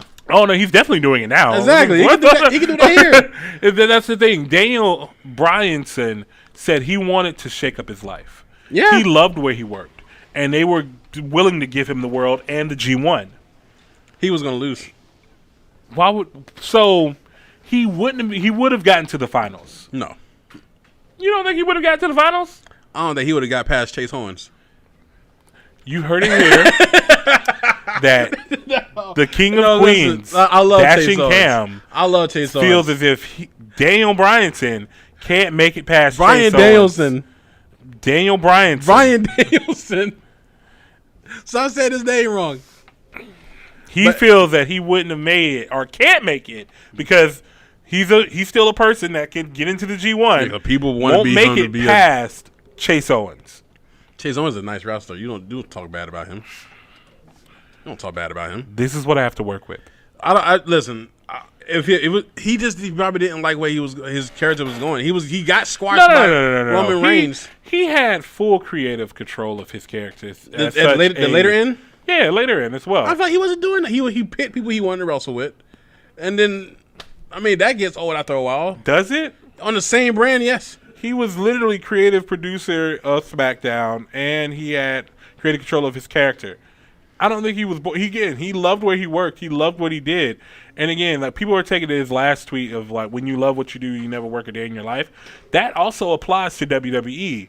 Like he's just very appreciative of the AEW crowd and everything, but everything he did up until he also loved. He really enjoys just wrestling. Yeah, no. He obviously he does it. He came from that horrible situation he had years ago, and came back, and wrestled. So yeah, because like I said, again, he was legitimately told that he could never wrestle again, exactly. Or if he would be paralyzed. Mm-hmm. And he fought his way back through injury, and now he's able to wrestle at the top echelon of his sport with one of the actual people who is considered to be number one in our industry today. Mr. Kenny Omega. Right? So yeah, it's lovely to see that he doesn't harbor any feelings towards his past employer. Yes. And also that, like I said, he is able to do what he loves. That was different. But again, like, imagine a WWE Daniel Bryan in the G1. Which Daniel Bryan? Like current Daniel Bryan. About, Same guy who just wrestled in the same gear that he was in a few months ago. To see too. Yeah, that was weird. That was one thing I wanted to see how he was going to dress it, but he dressed it the same. He's been the same since he came. Like he's turned into red and white leather Gresham or Jay Lethal. Wow. He says no. That's not a bad thing. You're a good wrestler. Okay. You're a good wrestler. Okay. That's all you're going off. Same thing he says about X-Pac. X-Pac's a good wrestler. I Well, know. 1, 2, 3 Kid's a good wrestler. Oh wow. Wow. And X-Pac's a good wrestler. I just said I like the X-Pac. I'm just Okay. no, whatever. So let's Don't go ahead. twist my words up like people go ahead and do get into the other on things. Viceland. Tonight on Rampage, Sammy Guevara's probably addressing Miro because they have a match coming up next week. Fuego del Sol lost his car because I don't know why he fought Miro twice and put his car on the line. So Sammy Guevara's going to avenge him, hopefully. Do you want Sammy to win that title match on? No. Oh, okay. Yeah. Shit. No. Well then, I think Sammy can take it off of him. No. Who do you want to take it off Miro? Somebody believable. Have you not been watching the rise of Sammy Guevara? I have. I like the face Sammy Guevara he's going. The things that he's Look, doing. At times I feel like you don't watch wrestling. No, I like what Miro's doing. I like his dominance right now. I don't understand the God's champion thing, but I like it. But yeah, he come out to the horns and everything. He's committing to it. Yes, I like what he's doing. I just want somebody that's believable to beat him. Sammy Guevara is believable. So I what happened between that match between him and Sean Spears where you were like, the greatest shit ever. Oh, my God. They were putting on the youth, and they put on an amazing old Sammy Guevara to now he's not believable. No, I like Sammy Guevara. Don't get me wrong. I like Sammy Guevara. I'm getting you wrong, apparently, because, my God. No, I just don't want him to be the one to beat Miro for the Who do title. you want to beat Miro? Who else is left? Hobbs. No, he's a heel. Why would you have a heel Well, beat a heel? yeah, that's the only person. If he turned face or something, but No. he's not going to. Yeah, he's not. But I'll say Hobbs would have been good. Hobbs is not an option, and I don't even think Hobbs is at the level of Miro at this point. I was going to say Brian Cage. Brian Cage could do it, but that's going from big old meaty man to big old meaty man. Yes, true. I mean, I just don't think Sammy. I don't know. Why don't you think Sammy? I just would have picked somebody. Probably Jake Hager. Hager could do it. So you have an eye a la Vince McMahon. Well, no. When it comes to Miro, I just want something believable. Miro. Here's the thing. Sammy's believable. Miro decimated Sammy's the love child of Sting and Eminem, who is Darby Allin. He decimated him for the title, and it was believable. You know what I'm saying? Miro he's on the That's fine, but Sammy Guevara is mainstream. not Darby Allin. And then you also have to remember, Darby Allin had been through match after match after match after match. Miro doesn't put his title on the line every week as Darby Allin does in the caliber of matches. Because Miro, once he comes out, he smashes. He crashes, if you would like to say. Exactly. I like that. But Sammy Guevara is a different beast, a different animal. Miro has been worn down. And I think it's time for, honestly, I think it's time for the TNT Championship to move. I agree on that. But how would you make it so, let's play Booker real quick. Okay. How would you make it so that I am happy about Sammy winning the title from Miro? That I'd be like, you know what, that makes sense. It's going to be a hard-fought battle. And Sammy is going to look as if he's down. And they're going to do, of course, in classic AEW standard, 85 false finishes. And then when it's literally, they're going to come with a super kick or something where it dazes Miro, and Miro looks like he almost has the clutch put in. Sammy slips out, hits something off the top rope. 1, 2, 3. Sammy can pull it off, bro. Sammy can pull it off. He's a believable babyface that fights from under, and he can win. Like I want him to win. Okay, I'll say this: if it's a schoolboy small package, I don't think it's going to be a surprise roll up. I can see it. I don't think it's going to be a surprise And a roll-up. kick out at 3.5. I can see it. Okay. He barely wins it. I want it to be clean. I feel like it's going to be clean. I don't want it to be clean. I want Miro to stay strong. Okay. Keep putting him strong. That's fine. But I would want Sammy to win it. It would be a nice surprise. Okay. But I just like the way Miro's being dominant. That's all. That's it. Can I have that? Can I like the dominance of Miro? It's another heel. It's another names? heel that you like to win, so it's fine. And I also would like Hobbs to beat Punk. That's not happening. I already saw that. I already saw those results. No, I was thinking about that. Like, why would that happen? No, it would be a good swerve. Hobbs is only the number 1 ranked wrestler in AEW right now. Exactly. Why would he beat CM Punk? It would be good because people want to know who's going to be the first person to beat Punk. Let it be Hobbs. No, it's not Hobbs. So he could get the loss out the way. It's not Hobbs. Get the loss out the way. Wow. So you want it to be so because people are looking for people because you like what? Prime example. He thinks Punk's going to win. Why? Because of course he's going to win. Hobbs winning will just scratch all that. Like, oh, okay, well, Punk already lost. I already watched the spoilers. I'm going off of not. See, now you're just being like one of the Marvel guys. What? I watched the movie on the first day. Let me spoil it on Facebook and just tell what Stan Lee did and then. Who's Sam Lee? Stan Lee. Stan Lee? What? Of course I would love to hear the first Stan Lee cameo in Phase 4 without Stan Lee. Let me talk about that. Yeah. But still, Loki, I got it. Don't worry about it. He's cool. He's all right. He's all right. But yeah, we had a lot of good things happen with Grand Slam. Like I said, the match between FTR and Sting and Darby Allin. Great match. I love FTR. It was decent. It was decent. I did not like the ending because it felt it was a little bit weird with like Tully getting involved and then they had scrubbing off his face. Yeah. Like it's like the DQ and shit. It was a good use of a DQ, but it's still like, why did we do that? Now, one ending or one match that should have been better: Cody Rhodes versus Malachi Black. How did you feel about that? Well, I felt Cody got squashed. I was in the first match. Oh no, huh? Okay. In the first match, but this was also another. This was a clean win. Yeah. I thought Cody should have been out a lot longer. Than what he was. So to the lead up of this, weirdly, Rosario Dawson attacked Malachi Black, and then Cody Rhodes came out. Yeah, it was. I love Rosario Dawson, but that was awkward. A little bit. Brandy is back though. Shout outs to Brandy Rose. Thank you for joining us again. She's lovely. I'm going in. Yeah. But yeah, the weird thing that happened was Arn Anderson got up onto the apron and then fell. And they got back up on the apron, and it was like, Cody, no, Cody, man. Because I think the spot was supposed to be Arn Anderson gets up on the apron, yells something, Cody gets knocked in the arm, and then they do like the whole thing they did there.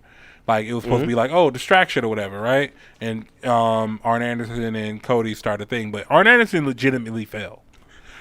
He legitimately fell, got up, and then did the spot.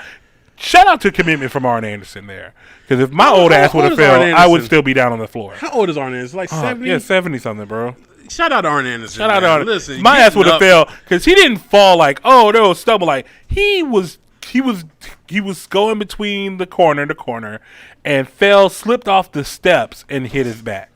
Can you pull it up? No. Why I'm not pulling that up because I have more respect for Arn Anderson. I did not see that part. Oh yeah, I saw it live, and I was like, "Did Arn Anderson just fucking fall?"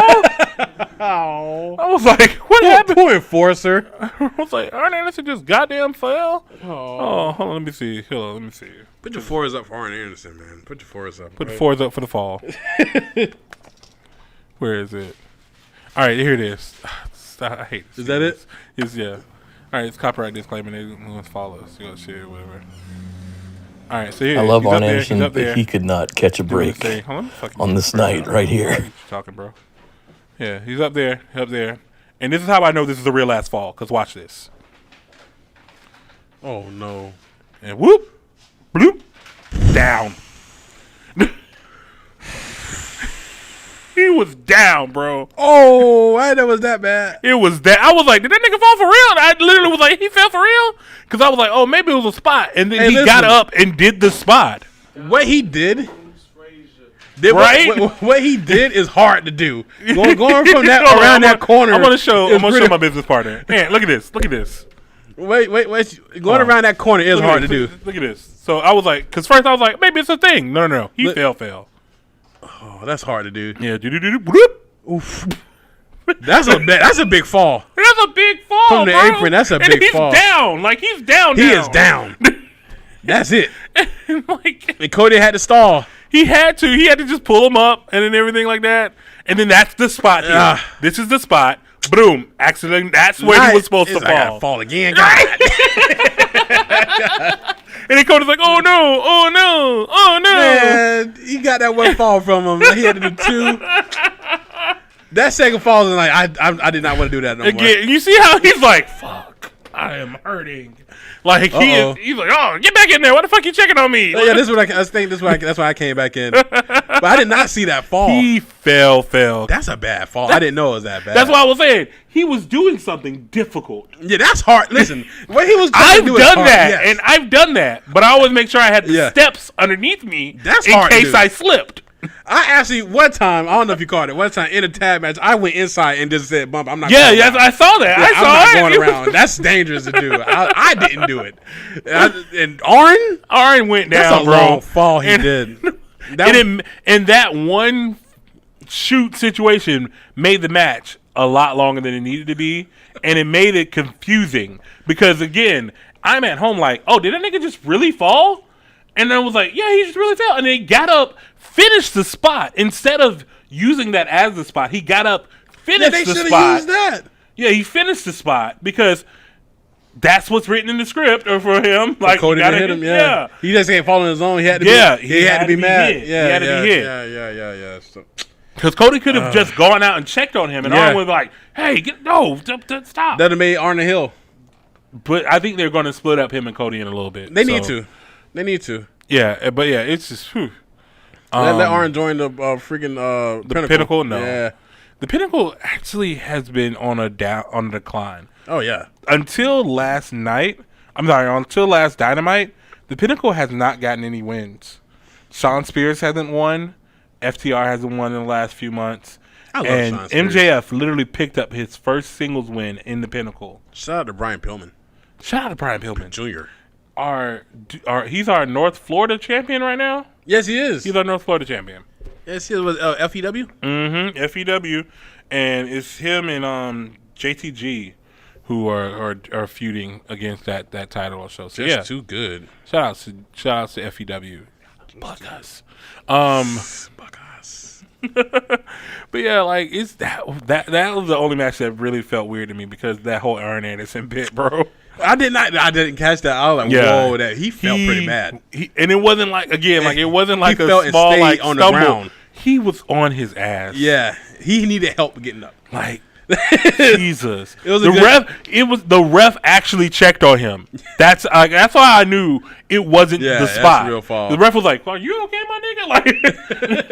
Like, why did he try to do that? Why did he try to walk around? Maybe because of hard cam. I don't. Yeah, know.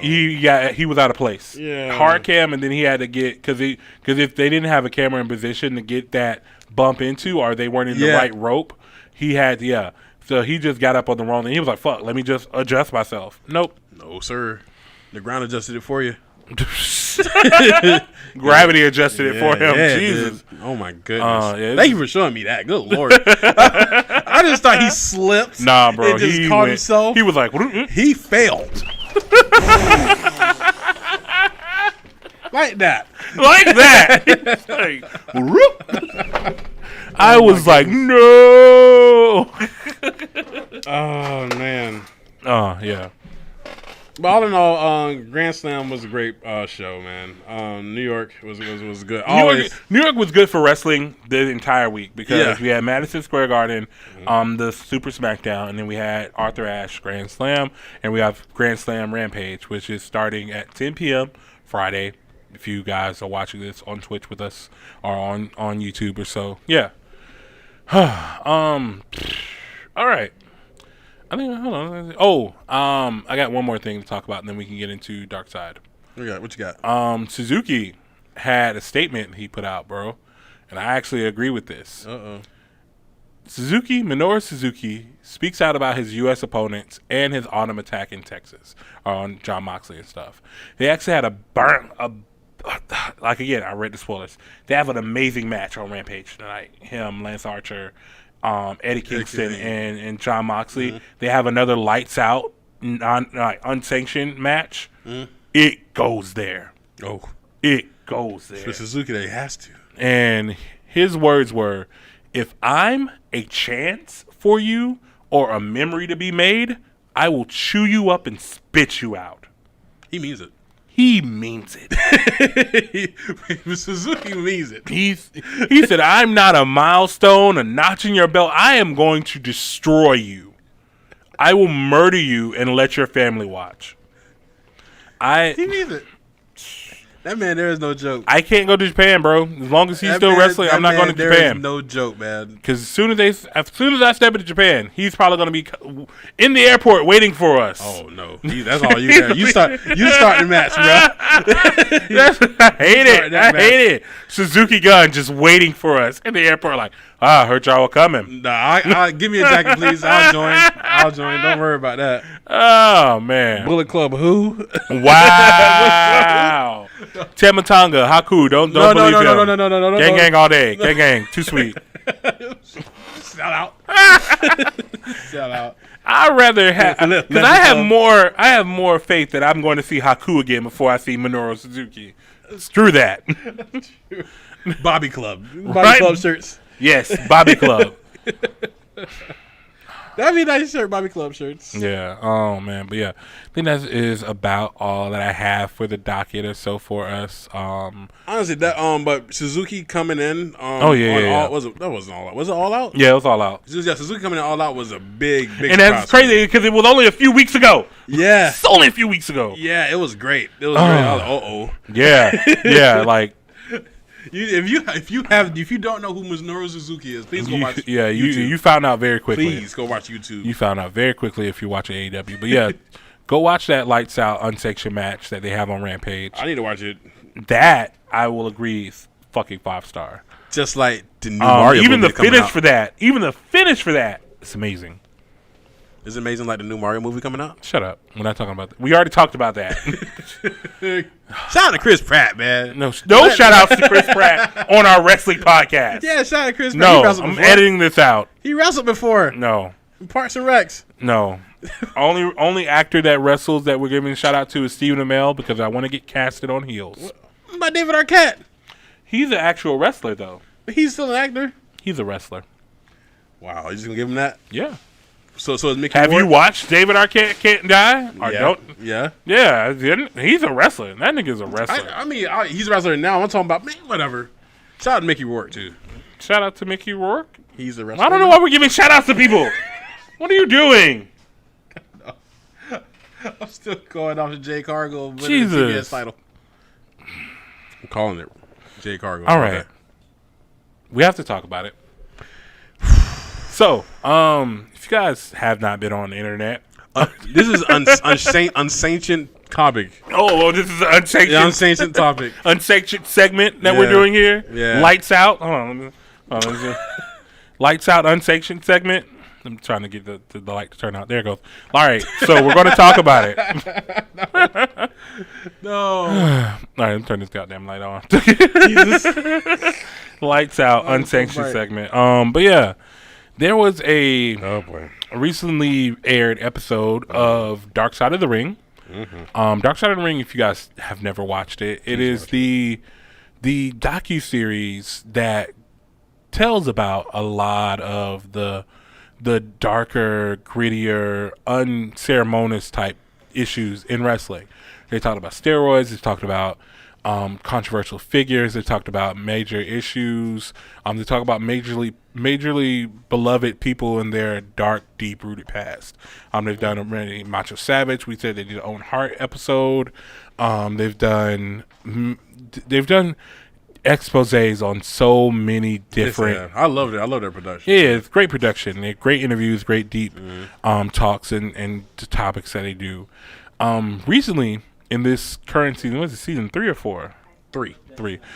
They did an episode on the highly talked about plane ride from hell. No, I'm gonna stop you right there. What do you it's mean? not highly talked about. So yeah, it is highly talked about because you know why? Why? It was in Ric Flair's fucking 30 for 30.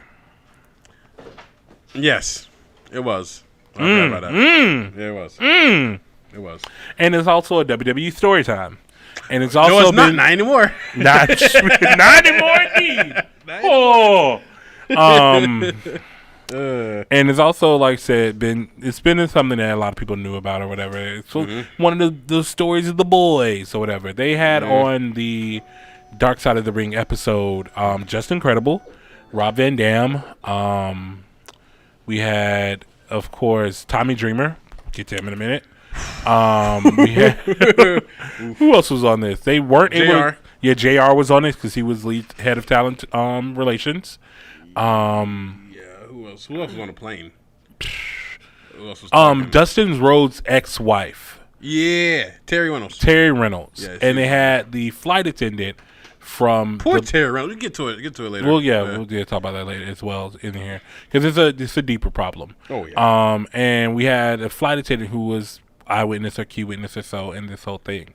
The things that we idolize and talk about so well is the Attitude Era. And this was peak Attitude Era. No. Yes, this was. This was like 2002. This was peak Attitude Era. 2002. Stone Cold was on the plane. It was 2002, sir. NWO Stone Cold, was on there. Brock Lesnar, Peak Kevin Attitude Dunn. Era is Who 99. else was on there? Peak Attitude Era is 99. You're living in nostalgia at that point. Attitude Era was still... No. 99, 2000. Ruthless Aggression didn't start till 2007, I want to say. What? No. You're all out of here, bro. Yeah. Ruthless Aggression was 2004. So then this is still Attitude Era. No, that's 2002. That's that gray area between. No, you know what? We need to make was this still better. Attitude Era. So but even if you don't want to claim this as Attitude Era, yeah. this is remnants of the Attitude Era. So let's get it there. So a lot of stories came out of this because a lot of things that held over from the Attitude Era reared their ugly head. Back in that time, there weren't drug tests. There weren't like strict WWE drug regulations and guidelines as we have now. Like a little bit of weed could get you suspended for like 6 months. Yeah. But back in the day when I was young, and I'm not a kid anymore, but some days I sit and wish that this shit never happened. That they would go so hard on literally everything. What did they say that fucking who used to put H bombs? Everybody. No. It was a thing. Rob Van Dam said it was a thing that people did where they had like little like pills. Like I forget the name of the pill. It's like Hydra something or whatever, and they would just drop it in your drink. You don't even know. And that's the thing. JR was like, "Hey, I definitely." He was like, "Yeah, back in the day, like you never left an unattended drink around the boys because they think that someone foaming out in the mouth, someone who can't hold their continence, someone who's stumbling over all of their words and slurring and stumbling over their body is funny. They enjoyed seeing people drugged out and strung out, and that was like their hazing, their ribbing of people. Yeah, man. Michael Hayes, that's who it was. Michael Hayes used to H-bomb people. Oh, yeah, Michael Hayes. Yeah, and poor Michael Hayes. Yeah, and it's a lot of other things came to light, how a lot of people were mistreated and sexually harassed. Like, again, Terry Reynolds. She went through so much backstage that people just would tell her, just don't sell it. Don't sell it. Don't say anything. And that's tragic. Like, my God, like... So don't selling means just don't give them a reaction. Like, Don't give them a reaction. Don't let them know they got to you. Just Let it go. Walk away. Which is sad that your husband has to tell you that. Your husband is telling you that about something that happened to you in the backstage area. Man, a lot came out of that one. Yeah, episode. again, like, we all knew about people's struggles. Like Razor Ramon, we knew he was he bad. was bad in this whole thing. He even came out and was like, I was in a horrible place at that time in my life. Everybody I'm knew sorry that for about even Scott. when I hurt or whatever. Like, yeah, he made a statement on it. And honestly, it's difficult to listen to this because a lot of people like these are your heroes. Yeah. These are the people you look up to. Like Kyoto said that he was on the flight on the plane ride to hell, and he made sure that he wore sunglasses, he wore a neck pillow, he wore a hat because he didn't want to wake up shaven. Yeah, he said any touch, you at least get a chance to wake up. Yeah, you get a chance to wake up if they do that. If they're taking That's off your scary. glasses, if they're taking off your hat, if they're taking off the neck pillow, like you get a chance to wake up like, hey, stop it or whatever. Yeah, they don't know if you're asleep or not. Oh yeah. That's how bad. That's how bad it was. That's how bad the pranks were. Extra you had to be around this. You had moments where you basically were I wouldn't say fear for your life, but like you were unsure of the company that you kept around because anything would pop off. Listen. I get what you're saying, but you gotta understand they went through 7 carts of liquor. So here's what I'm gonna get into that now. So they were on the flight, and the flight got delayed for 7 hours. Yes, this is a key part. This is a private chartered flight, delayed for 7 hours on the tarmac, and it was a bunch of rowdy old school wrestlers who were ready to get home to America, and they drunk 7 carts worth of alcohol. They never went past 3. Never. Because the flight would normally be over. Yeah. But they drunk 7 carts of alcohol. Before they left. Then they got 10,000 feet up in the sky and started going crazy.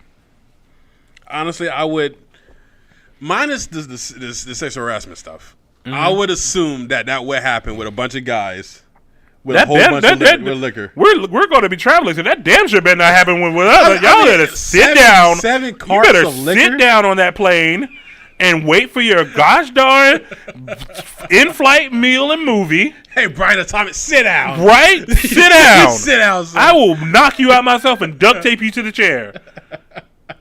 Shout out to Brian Atomic. Shout out to Brian Atomic. but seven carts of liquor, I would assume. Again, that's a holdover from the Attitude Era because there was no etiquette of professionalism. Yeah, that back would in not them happen days. today. Because again, like the Undertaker, you say people used to have guns and knives in their goddamn carry-on bags in locker rooms. Like, why do you need that? We're wrestling. You don't have to prove that you're a badass. We're wrestling. Yeah. I don't need to get shot after a match because I stiffed you a little bit. Right? Ooh, stiff. Shout out Tonally. Shout out to Tonally. Shout out Tonally. Speaking of stiff. Jeez. But yeah, so like it's a toxic trait carried over from that era because we glorify and like romanticize the Attitude Era, but honestly, it was misogynistic, it was patriarchal, it was a literal cesspool to work in. And we were like, yeah, The Rock, Stone Cold, Christopher Daniels, and like. No, you don't hear nothing about The Rock doing this. You don't hear The Rock wasn't on that flight. He ain't stupid, bro. The Rock was not on that flight. He ain't gonna hear nothing about him doing. The Rock that said, like "I'll stick in London for a couple of days." Yeah, no. But the flight turned bad. Very bad. Very, very, very bad. Because alongside of, like I said, things we're going to get into are things that happen, and so we're not gonna go into that because there's a lot of things that are going on right now. We're going to keep this to a certain level, okay? So, there was craziness such as X-Pac cutting off Michael Hayes' ponytail after he'd been H-bombed. Kurt Hennig and Brock Lesnar got into a fight and fucking almost hit they hit the emergency door and almost broke the fuselage. They weren't going to open the door, but they were going to probably crack a pressurized fuselage. That's still scary. You be in a Scary plane. as fuck. Is Brock somebody Lesnar, hitting the door? 6'4" ass, 6'4", 250 solid ass pounds, sitting there hitting the fuselage with Kurt Hennig's also 6'4", 200 some odd pounds body. Boom. drunk monsters fighting. He's Big old on a drunk plane. meaty men slapping me. Shot Biggie. And that was when everyone kind of sobered up. Like, whoa, chill out. Yeah, bro. Chill out. Imagine you're on a plane over the ocean. Over the Atlantic Ocean. And somebody hits the door. You would have had to make an Fighting. emergency landing. Plane ride from hell. And again, that's the tip of the iceberg. That's not even the worst thing that happened. Not even the worst thing that happened. Like, there's so many things. Razor Ramon, at the end of the flight, had to be carted out on the wheelchair, and Just Incredible had to lie to the TSA or whatever they were at the time, the airport security, to get him back in the country. On a wheelchair. In a wheelchair. He weekends at Bernie Razor Ramon. For real. Like, Razor was in a wheelchair, sunglasses on, slumped over. Yeah. Just Incredible was like, oh, he's just still asleep. He's just hard to sleep. Here's his passport. And then JR was looking like, why the fuck? What are you doing? He was like, I had to get him in the country, bro. Like, poor JR. JR was the head of talent relations. And again, like I said, after it got too crazy, they had to come and get him from the other part of the plane. Mm-hmm. And he was like, everybody sit the fuck down. Sit down. Right. He had to come in and play daddy.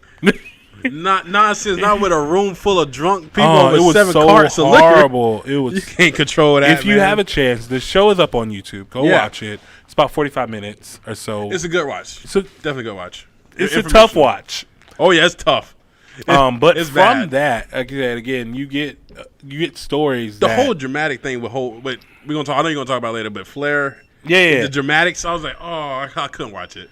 Yeah, and again, bad. you get in-depth stories that you wouldn't have gotten the perspective of if it came from WWE Storytime or something like that. Because WWE Storytime, he was like, oh, Ric Flair is so wacky.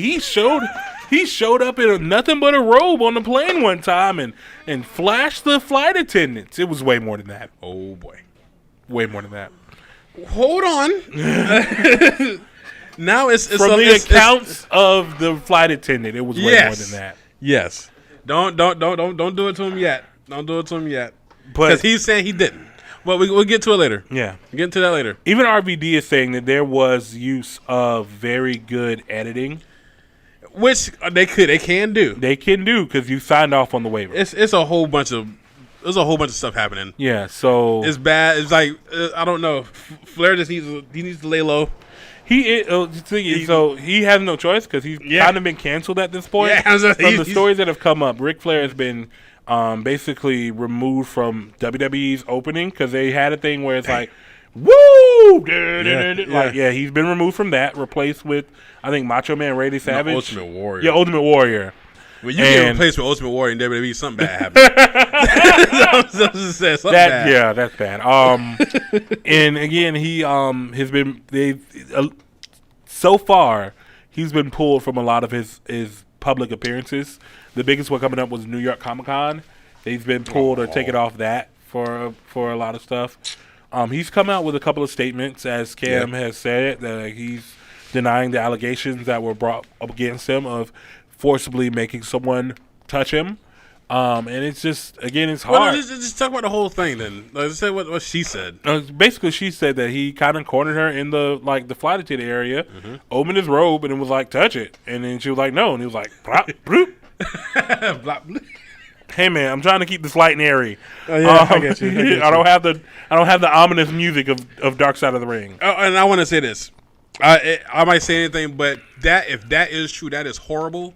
And Rick need to be again, like if it's true. Yeah, Rick if just it's needs true, to kind of step back. Yeah, you need to step back. Yeah, you need to step out of the spotlight. Because that's horrible. You're a horrible person. If it's true. Again, but he lived the gimmick. So yes, he did. It's not out of the realm of no, questioning. it's not.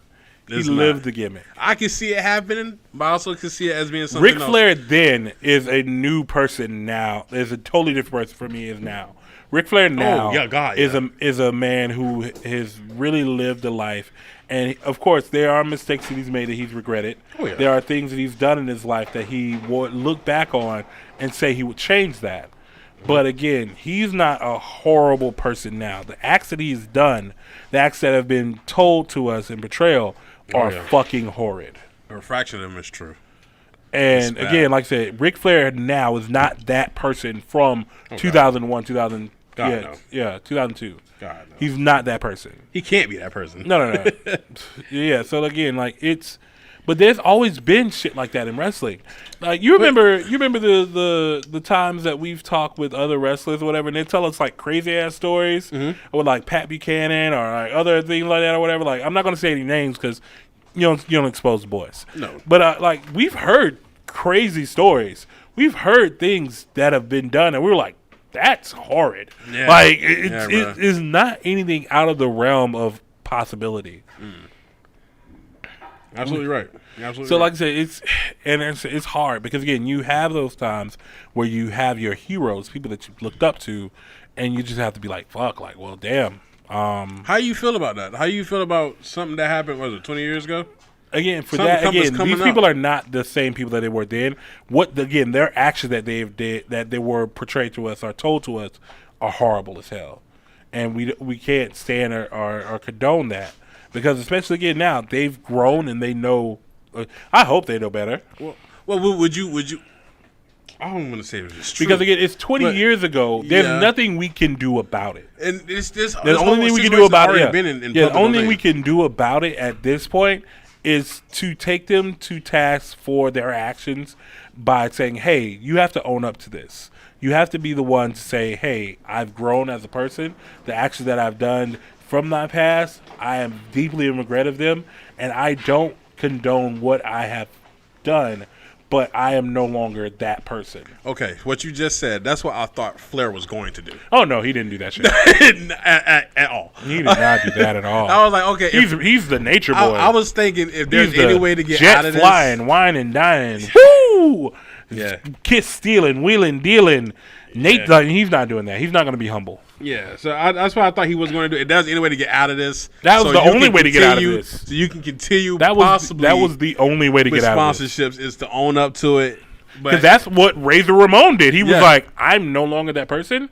I was in a dark place of my life because the same flight attendant that was in... It would have been worse for Rick if he would have owned up to it. That was in the thing that was in the story about Ric Flair, also went up to Razor Ramon. And she was like, hey, it's time to get off the flight. He grabbed her by the collar, pulled her in, and started telling her horrific things that he was going to do to her. Cursing at her, doing all that stuff or whatever. And luckily, the only way she got away from him, he passed back out. Now, this is like a 112-pound woman on a plane full of bodybuilders that's 275 pounds and up. Yeah. Okay. And she said, I literally didn't think he was going to let me go. I feared for my life that I just had a child. I wasn't going to be able to see that baby. And that's a scary place to be in, bro. It is. It is. It really is. It's a tragic thing. Yeah, it really is. That happened. But liquor, man. More than liquor, is liquor, drugs, and bad decisions. Yeah, liquor, drugs. Obviously, yes, drugs and bad decisions. Because it was not just the liquor that made them. They had the long history of drug abuse and steroid abuse and alcoholism in the wrestling industry around this time. And that's the thing I wanted to talk about most because, again, these were dark-ass times. Yeah, it gave us the greatest wrestling, but, like, these men were really they were down bad. Poor Dustin's singing 3 o'clock in the morning. Dustin was down bad. Again, another person touted, noted. Shout out to Dustin. Dustin was a real true Again, player. he's not the same man that he was back then. He's a better person. And even his ex-wife Terry says that. He was not the best person then. He was not he was not in the best headspace. And he was just trying to keep a job. Honestly. Most of the guys were. Yeah, most of them were. And again, like even with a lot of them, once they landed and then WWE like head officials learned about this shit, like they were let go. Razor Ramon was immediately let go. Like a lot of other wrestlers were let go. Like there were some people reprimanded for the actions of the plane ride from hell. Ric Flair was not one of them. I ain't gonna say it. JR even said he's bigger than the business at that point. Yeah, he was bigger than the business. I won't say another name, but that person is... Brock Lesnar wasn't let go. Exactly. Yeah, but again, all he did was get into a fight. But again, before that, at that London show, yes, he did. The reason why Terry Reynolds was told not to sell because Brock exposed himself to Terry Reynolds in the locker room, and that was like the running joke or prank at the time for some reason. Just show your dick everywhere. See, I feel torn about this. Do you? Yeah, I feel torn about this. It. The reason I say I feel torn is because I understand back then it was a different time. Yeah, that was again, as we've talked about before, raunchy, shit that's happened would not fly today. Hell no. Even on the televised product, stuff that is on the televised product would not fly today. Would definitely not. But I can understand because I remember back then it was raunchy shit. The people was doing stupid shit. Shock jock. Yeah, people was doing. So I can understand that. So I wouldn't chastise somebody 20 years later for something they did. Let's say I don't want to say that. Forget it. Okay. But I just think doing something like that to the guys, would not. But to the girls, don't do that. Of course, but it was to the guys using Sammy Guevara again as an example. He said on Twitter, not even to her face or something, it was a joke, a rape joke about Sasha Banks. No.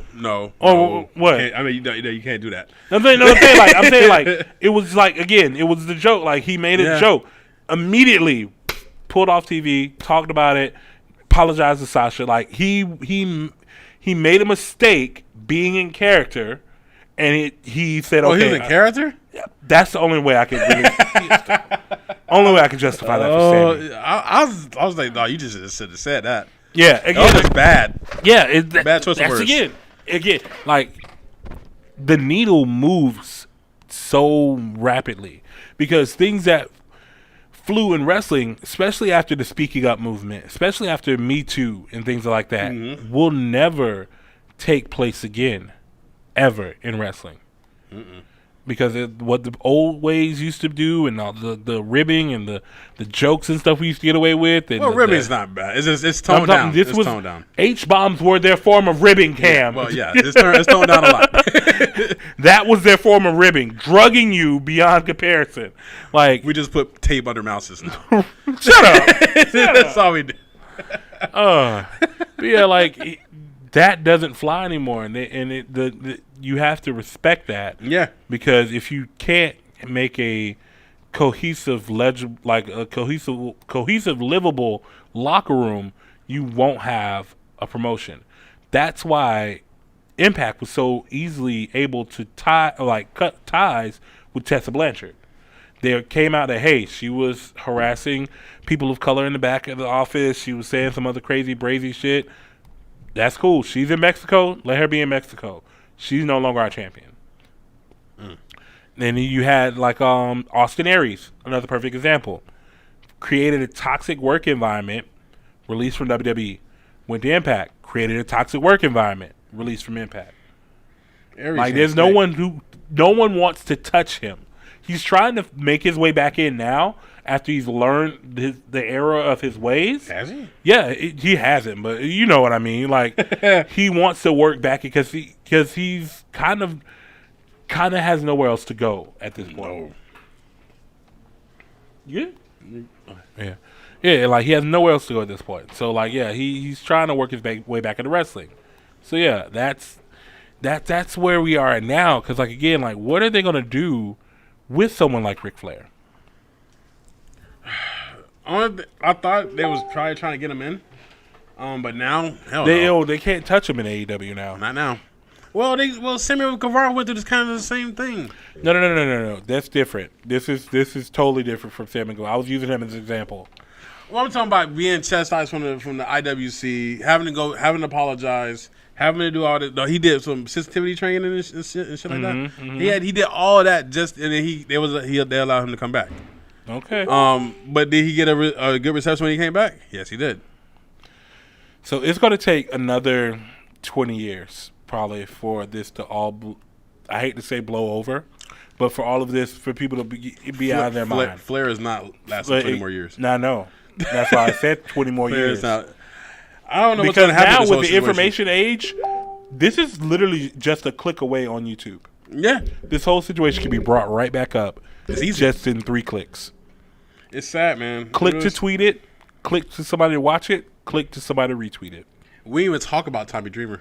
We haven't even talked about him yet, but he made comments in the thing kind of trivializing what the flight attendant went through. And he was like, well, people just be getting offended. I'm offending people right now. I have 2 ponytails. Why does he have 2 ponytails? Like, there's a way that you respond to this, and that wasn't it. No, it wasn't. Even with being like an old guy or whatever, yeah, I get it, but someone should have. Honestly, Darkside of the Ring set that nigga up. Who, Tommy? Yeah, I got the same feeling. Because somebody should have caught that and posted like, "Hey, bro, you can't say that." Yeah, they knew what they were doing. They let him talk. They let him. And they said, "Okay, keep going." They let him dig his own grave and bury himself. Just keep talking, Tommy. Keep talking. It makes good television. You're doing great. It makes great television. Yeah, they set Tommy up bad. And I feel sorry because Tommy's one of my faves. Like, I enjoy the innovator of hardcore or innovator of violence, I think it is. But yeah, but he has been suspended without pay indefinitely right now, or until further notice from TNA, where he is kayfabe and executive, and he's no longer on-screen personality. I don't know if he had any current appearances or anything coming up, but yeah, he's also in that. Has he made a statement? Yeah, he apologized for his words. No, he did. Yeah, he apologized for what he said and things of that nature. So, but like, it's just you have to reconcile with a lot of your old feelings of the Attitude Era and realize that this is the product of the Attitude Era. This is what came from the Attitude Era. I don't want to do that. I don't want to. Obviously, you're gonna think because this. even if you don't want to, this shit still happened backstage after the cameras were on. I don't want to think Ric Flair forcing somebody to touch his dick. I don't want to think Scott Hall licking somebody in the face while he's drunk. Jesus Christ! No, like, I'd rather think WrestleMania 17. That's all I need. You can think that, but you also have to realize that the other shit happened too. Oh yeah, you can't isolate it in this bubblegum. I wouldn't say that's the Attitude Dream era. I want to say that's just. It's the again. If you don't want to say the Attitude Era, it's the product of the Attitude Era. It's the environment of the Attitude Era. That was it. WWE was it. It was niggas from WWE, WCW, ECW, and any other promotion that we absorbed into the WWE, which turned into WWF the next show. It was WWF when they were on the plane. Time they landed, that shit was WWE, and they had to get the F out. I remember that whole moment. I did not get it. How did you not get the F out? It was literally Attitude Era. I know. Get the F out. It was no federation. At that point, I didn't know about the pandas.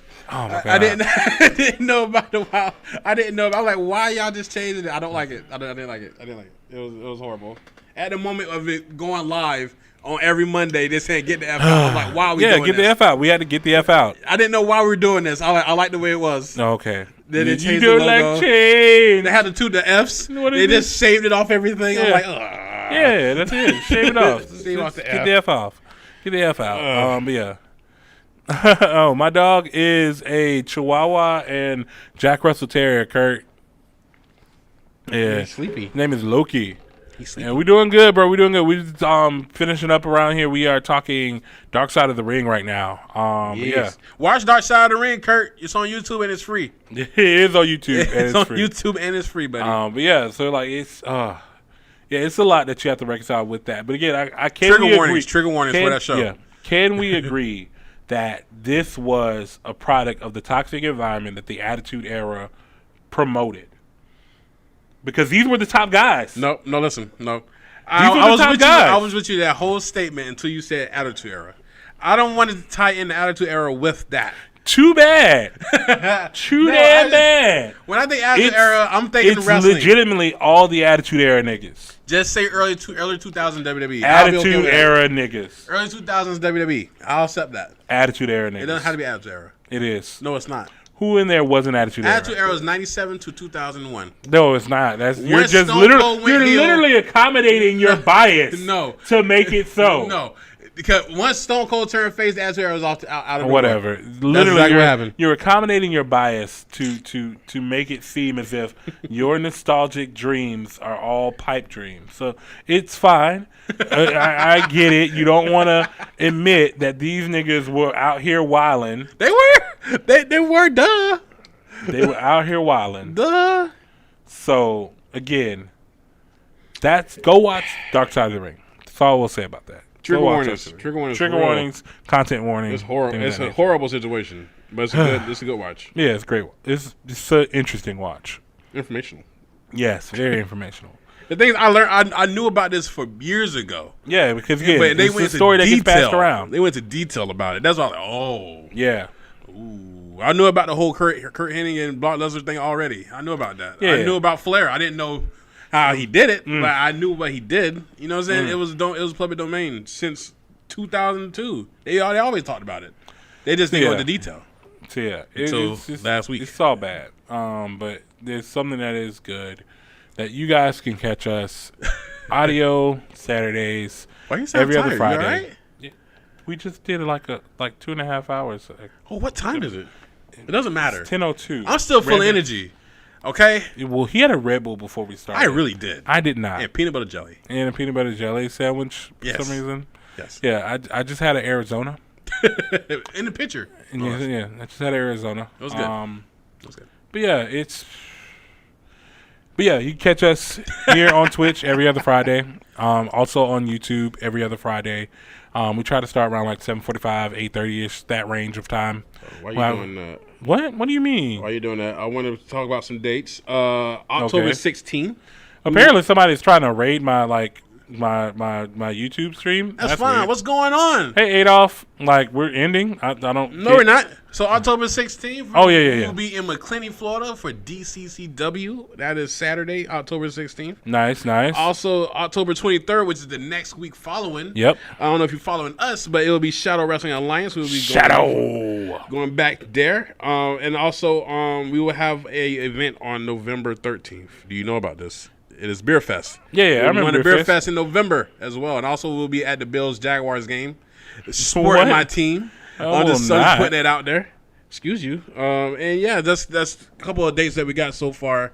If you want to catch us, get some merch off us. Yeah. Just come see your boys. You know what I'm saying? Yeah, man. Again, we're going to be at DCCW McClenny, Shadow Wrestling in Leesburg. Leesburg. DCCW. Yeah, man. That's one of our bucket lists. One of our nice. indie bucket lists. That'd be nice, man. I love Vanessa and Steve, man. Yeah, Great man. People. Thank you guys for joining us. Of course, you can find me, your Bold City Beast, Bobby Ledger. Bobby Lasser. Shut up. I hate you. Bobby Ledger at Book Bobby Ledger on Twitter, Instagram.